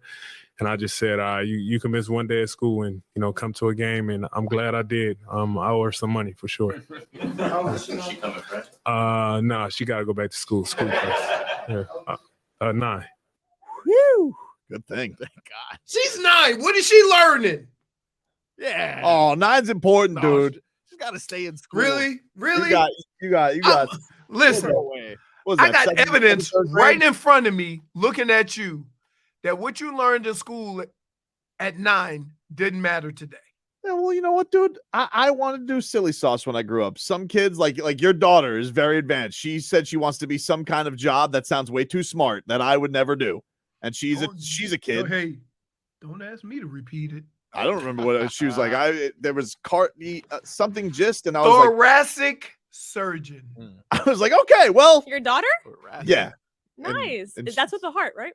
No, dinosaurs, J-Fig. Either way, Jurassic Park. So either way, some people are just some people are just built different.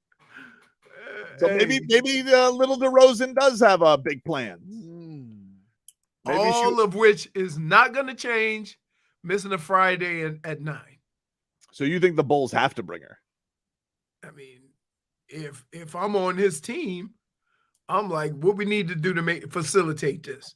Fly her in after school on the PJ? Yeah, zoom in. What is she gonna miss? Fractions?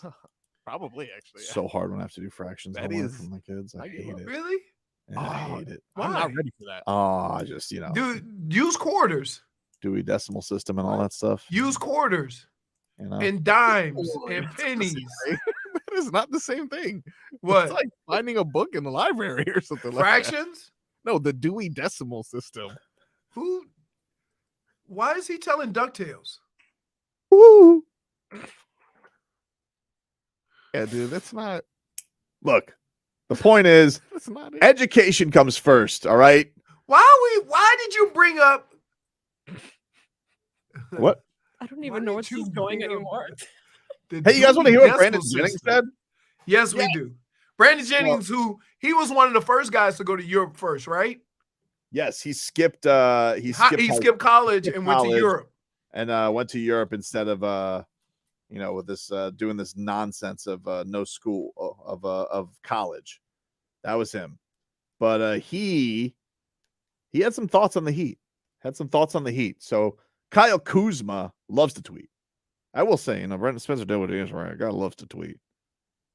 Loves fame. Like, hey, let's stick to the business at hand. Am I right? Yeah. Don't get distracted. Unless Kuzma comes here, then we're cool. I'll take him. We'll see, though. We'll see. It's not bad. But anyway, man, this Brandon Jennings also tweets a lot. Hmm. So Kuz said during the play-in game, Heat need a bucket getter. All right. Brandon Jennings responds, simply, Dame. Goosies. You think he knows something? Are they friends? They have to be friends. I don't know. Let me Google it. I don't know. Feels like when Brandon Jennings was good is like when Dame did get into the league. Feels about samesies. Brandon Jennings just throwing it out there. How about that, Leroy? I mean, yeah, it will work. I mean, it would work. Just a matter of you got to make a stink, Dame. Make a stink. I mean, he's hinting at a stink, but he hasn't He quite is made hinting. one yet. A hint stink. He's got all of the ingredients to make a stink, but he is not cooking it yet. Schmeeth and Schmolnick says this show uses the dummy decibel system. Damn, he's good. He's good.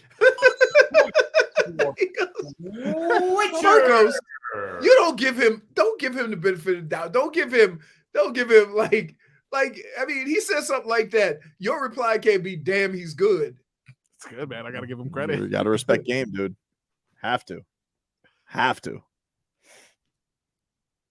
Recep says Dame's farting right now. He's letting a squeaker out. Feels like it. He's unhappy over there for sure. He seems unhappy. He's like I know he wants to be happy. Like I do respect the loyalty that Dame has. Can I just tell you one of the most important, the most frustrating things in sports? Sure. You legitimately have a guy who wants to stay in Portland, and that team is doing absolutely nothing to keep him there. Nope. That, you know what? That right there is a crime in itself. Right. Because it's hard to find guys like Dame Dollar. You have one of those guys. You paid him a max, and you don't do nothing around him except get rid of his running mate. I know. And then the other day where he goes, it's enough 19-year-olds. Sure, we found one that was mature. You think we'll find two? I was like, that's a good point. It is tough. I'm going to go with the percentages. You got lucky. You ain't getting lucky again. Got lucky. Shaden Sharp seemed to have his bleep together. You know? What if we get one that's a real knucklehead? I say get all 19-year-olds. Let them grow together. Run it like a rec league. Because that's what you're going to have if you have all 19-year-olds. Sexy Sauce says, deep down, Portland wants Dame to make a stink. Right. That's what I'm saying. Yeah, like, they want so bad to get the stink off of them. So if he demands a trade, they can say, listen, we've been in it for a while. We respect him. We're going to honor his wishes. But you need Dame to make a stink, and you need him to want to come here. That's what you need. I mean, it's a match made in heaven. It feels like it. Feels like it. He's loyal. We're loyal to an extent. I mean, really? I'm too loyal. Yeah, true. Although you know what the problem has been? Once the Heat prove their loyalty and they give somebody a big deal, then Spo all of a sudden isn't loyal. And he's like, I don't want to play him anymore. You got your money. They're like, you got your money, dunks. No more playing time. Oh, James Johnson, you got a 4-year deal? Cool. You got a 4-minute deal. 4 minutes out there. Then I'm You know what sick of your sucks? ass. Here's what sucks. Will you be irritated if Duncan Robinson gets traded and then he goes balls out? Very. You're right. That would terrify me.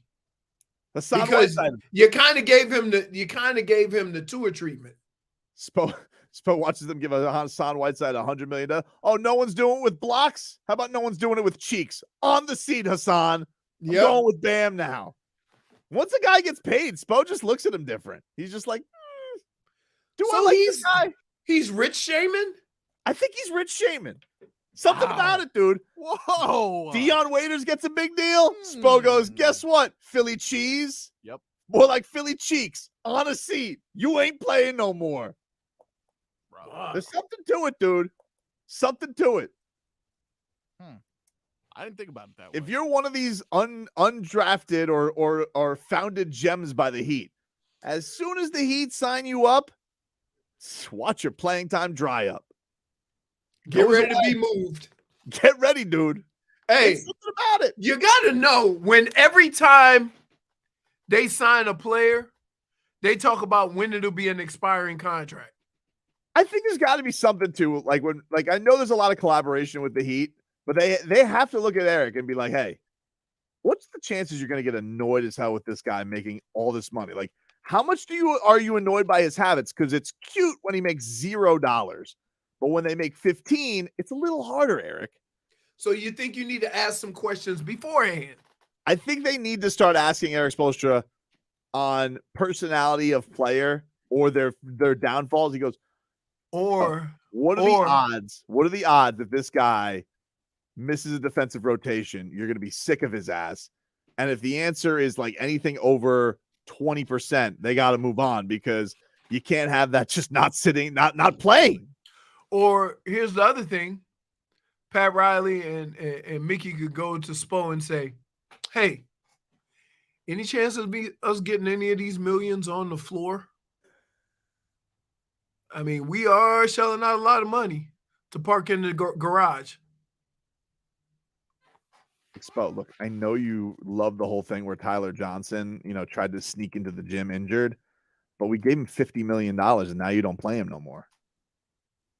Yes. And not only that, they leave and then they're out of the league. Where's James Johnson? I think he was in Indiana. Where's Philly Cheese? He's home.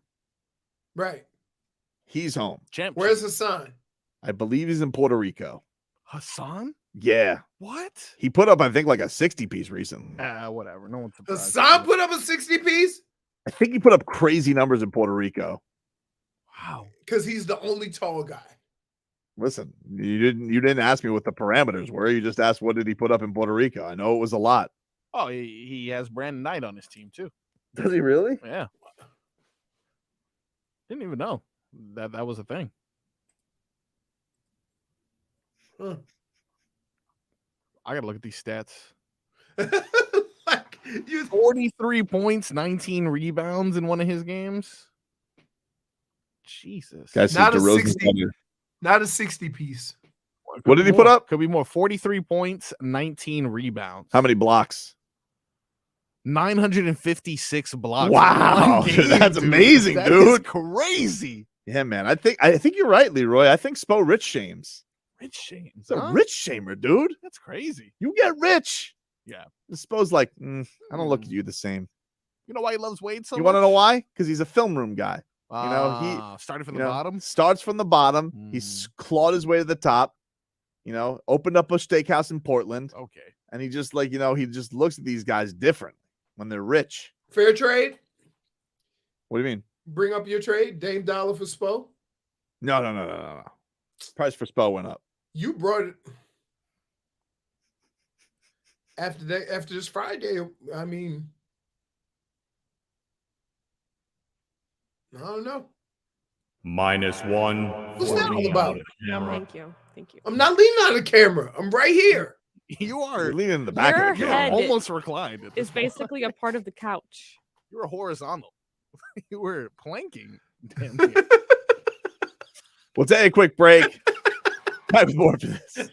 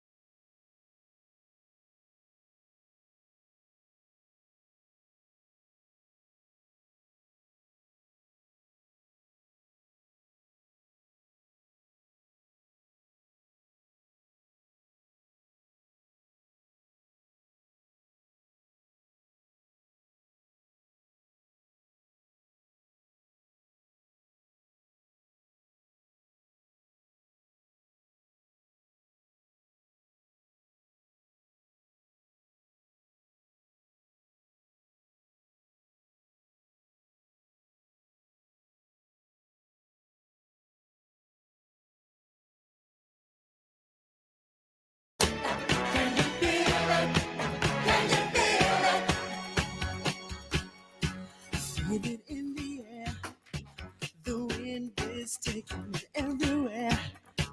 Yeah. Can you feel it? Can you feel it? Can you feel it? All right, welcome back. Tobin and Leroy.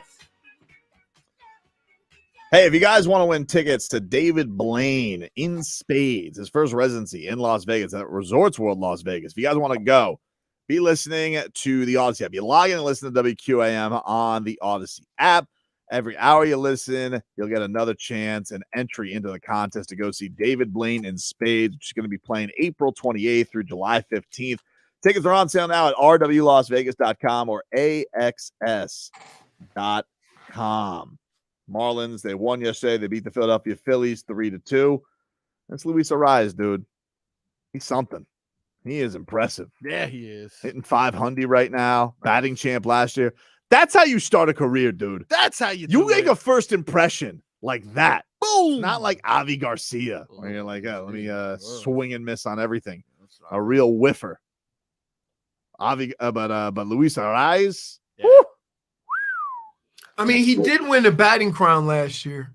I know, dude, but first cycle in Marlins history. Like, imagine you do something in history right out of the gate, Leroy. Like, the first time you played for Minnesota, you ran for, like, the single season record or a Vikings record. I got to say, that's a great run. Unfortunately, if that's Robert Smith. That's the worst. I can't believe he did you like that. Did me dirty. Did me dirty. Just completely uncalled for. Uncalled for. Smith. A 3rd and 37. 3rd and 37. I'm like, anybody else getting 3rd and 37s? Thought and not. I'm going to be nice about it. That's a great run by Leroy Horde like he's had before. But if that's Robert Smith, it's 6 points for the Minnesota Vikings, most likely. Most likely. He didn't even say definitively. Yeah, I know. Like, he had to take at least make a definitive shot. Don't hit a pretty much. Pretty much. But he hosed me down for a pretty much? He hosed you down for something he wasn't even quite sure of. Oh, I'm sorry. Wait. Let's be clear. That will be the first and only time you hear these words. He broke an NFL record, but if it was somebody else, he would have did it better. He broke an NFL record, but he could really have impressed me if it was Robert Smith. Right. Wow. Does that record still hold up today? I feel like I don't know. What was it? The longest third round? Was it the longest third down conversion? That was the record on a run. Yeah, on a run. Yeah. I don't know. Can we find that in Stats, Marcos? I feel like Stat Muse, you could find that. Longest third down run of all time, or longest third down conversion of all time. Can't do conversion. Because I think I remember Philly doing didn't somebody get like a 4th and 40 or something like that? Crazy. Look at this. It was surprisingly, a person says it was surprisingly difficult to find solid data on this, but individual play data only readily available back to 1994. So consider this accurate up to that point. The longest third down conversion, Leroy Horde, 53 yards up the middle on 3rd and 37 against the Broncos. And that they have it on Halloween, actually, of 1999. Wow. Man, and so he did it on Halloween, and Charles Davis wasn't being nice. And not only that, I got ridiculed and mocked. Yes, it goes on to say he was ridiculed for his lack of ability. It's kind of like, that's a great point, Leroy Horde, and I got to say, you made some solid football, but if that's Brian Baldinger, you would have told me about the rat. You never told me about the rat. Or the robber. You've told me about the spy. I just didn't know they were all the same thing. See, here's the thing. I thought they were all different things. I thought that Jevon Holland was going to be like 3 different things. Stop. You're not helping your cause. Damage is done. Come on, man. I'm like, can I get a little bit of respect up in here? I respect your football opinion very much. I just don't want to be the guy that, you big and black, you must have played sports. I want to be like, no, I was a contributor. You were good. And football. There's something about Baldy. Baldy puts a little little sizzle in his football. Like he just uses. He's kind of. You know what he's kind of like? Huh? He's kind of like a crooked finger John Madden. Oh, football, pop. Hey, you know what's funny? Some kid said, my uncle played. He had like 5 touchdowns in the NFL. How many did you have? I'm like 60. Way to crush Grandpa's dreams. No, I'm not. He said my uncle. I'm like, I ain't come here with that. I don't even talk like no. Kid, your dad was a bum. No, I'm not like I don't say that either. I just, you know what I do though? I will say this. If somebody come at me with their cousin or friend or whatever played, don't pick a team that I played against twice. Because I know that you lying. And some kid came and said his uncle played. I said, who did he play for? Cincinnati. What's his name? When did he play? Early 90s. I said, no, he's not. I said, why? I said, because I game playing twice a year against him. And if he played on defense, I would have remembered his name. Oh, he was on the practice squad. And then the story changes. Story changes. Well, hopefully tonight. You have groomed me into that. So now I always know, expect a little change of story when you realize that you might be a little off. So you've gotten hip to the wiggle room. Oh, dude, I'm a wiggle specialist. Like, yeah. Hey, messing with you, I am a wiggle and caveat specialist. The Panthers, let's get it done tonight, boys. 7 o'clock. You know what I want? Here's what I want. I want this team to go into the playoffs like they've been playing for the last 2 weeks or 3 weeks. I don't want there to be a situation where you have questions of whether the gig is up. Yeah, agreed. Get this thing. Keep playing 2-1 filthy. Get it done, dude. Exciting. 2-1 filthy. I gotta say that Odell Beckham Ravens jersey is pretty sharp. Hey, J. I like are we not entertaining you? He's been like in all different directions honestly today. have a lot I've going on been right like hurting now. cats. What's going on with you Led today? has her editing It's videos. so hot in here right now because I've been running around this building. What's he got you doing? Yeah, what has he got you Oh my doing? God. Hey, Galed! Hey, Galed! Fix it, dude. I have a lot going on right now, but I'm listening and I'm working. So You go, girl. What has he got you doing? well, the things that you saw before. I saw Len acting. I didn't see anything, so I don't know what you're Okay. talking Well, there was some acting going on. There was also some Acting? Yeah. Len is acting, huh? Len was acting. He's acting out. Fix it, dude. There's some things that are going to be on social soon, so keep an eye out for that. Oh, is it me? No. Is it me? Right. Working on something for a show going on. I don't What know. show? I don't know. I guess you're gonna have to find out. Hold on. Is it promoting our show? Yeah, hey, J-Fig. Whose show are you promoting? Hey, you No, better no, not no, be no, doing- no, no, no. There's nothing Oh. going. No. That's not. Oh, wow. Whose show are you promoting? Hey, Francis guys, Corner. Aaron C. Show. Oh, Aaron C. Show. Come on. Hey, J-Fig. Let me tell you something. We broke bread together. Sure. Yep. You messing with my emotions right now. Oh. Talking about you doing stuff for other shows. Yeah, what's up with that, dude? It's not for other shows. Call it an event then. Yeah. Why are you? When you say show, Aaron C. Show. when we sorry. say no, it's an event. When you say show, we think you cheating. Right. Why would I do that? I don't know. Maybe I that's don't know. You said maybe, show. Maybe Aaron C is You're code my name. number one. Maybe Aaron C is code name for Hawk and Crowder. I don't know. Yeah.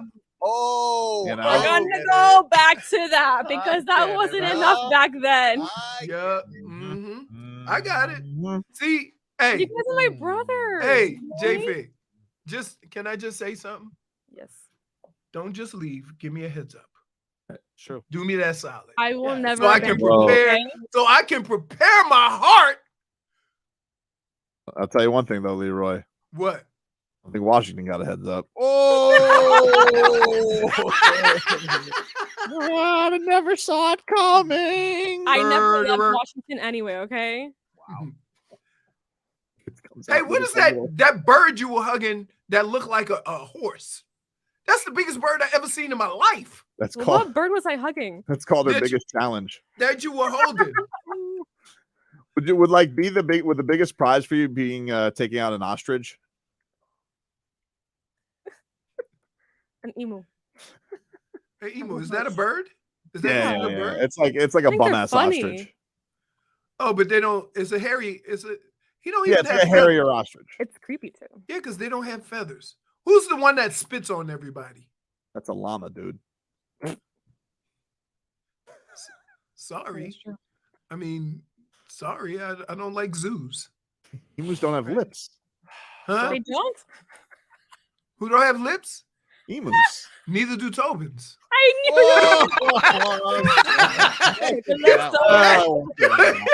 Emu lips, Tobin. Talk to you tomorrow, you rascals.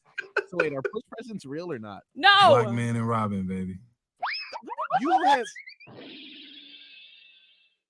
Liked seeing our guys grind through a pretty ugly first half. It's K-Love time. Love. Let's go. In a lot of ways, Kevin Love is like a bra. No, I think Brackenrosen is like 65. I'll see y'all when I see y'all.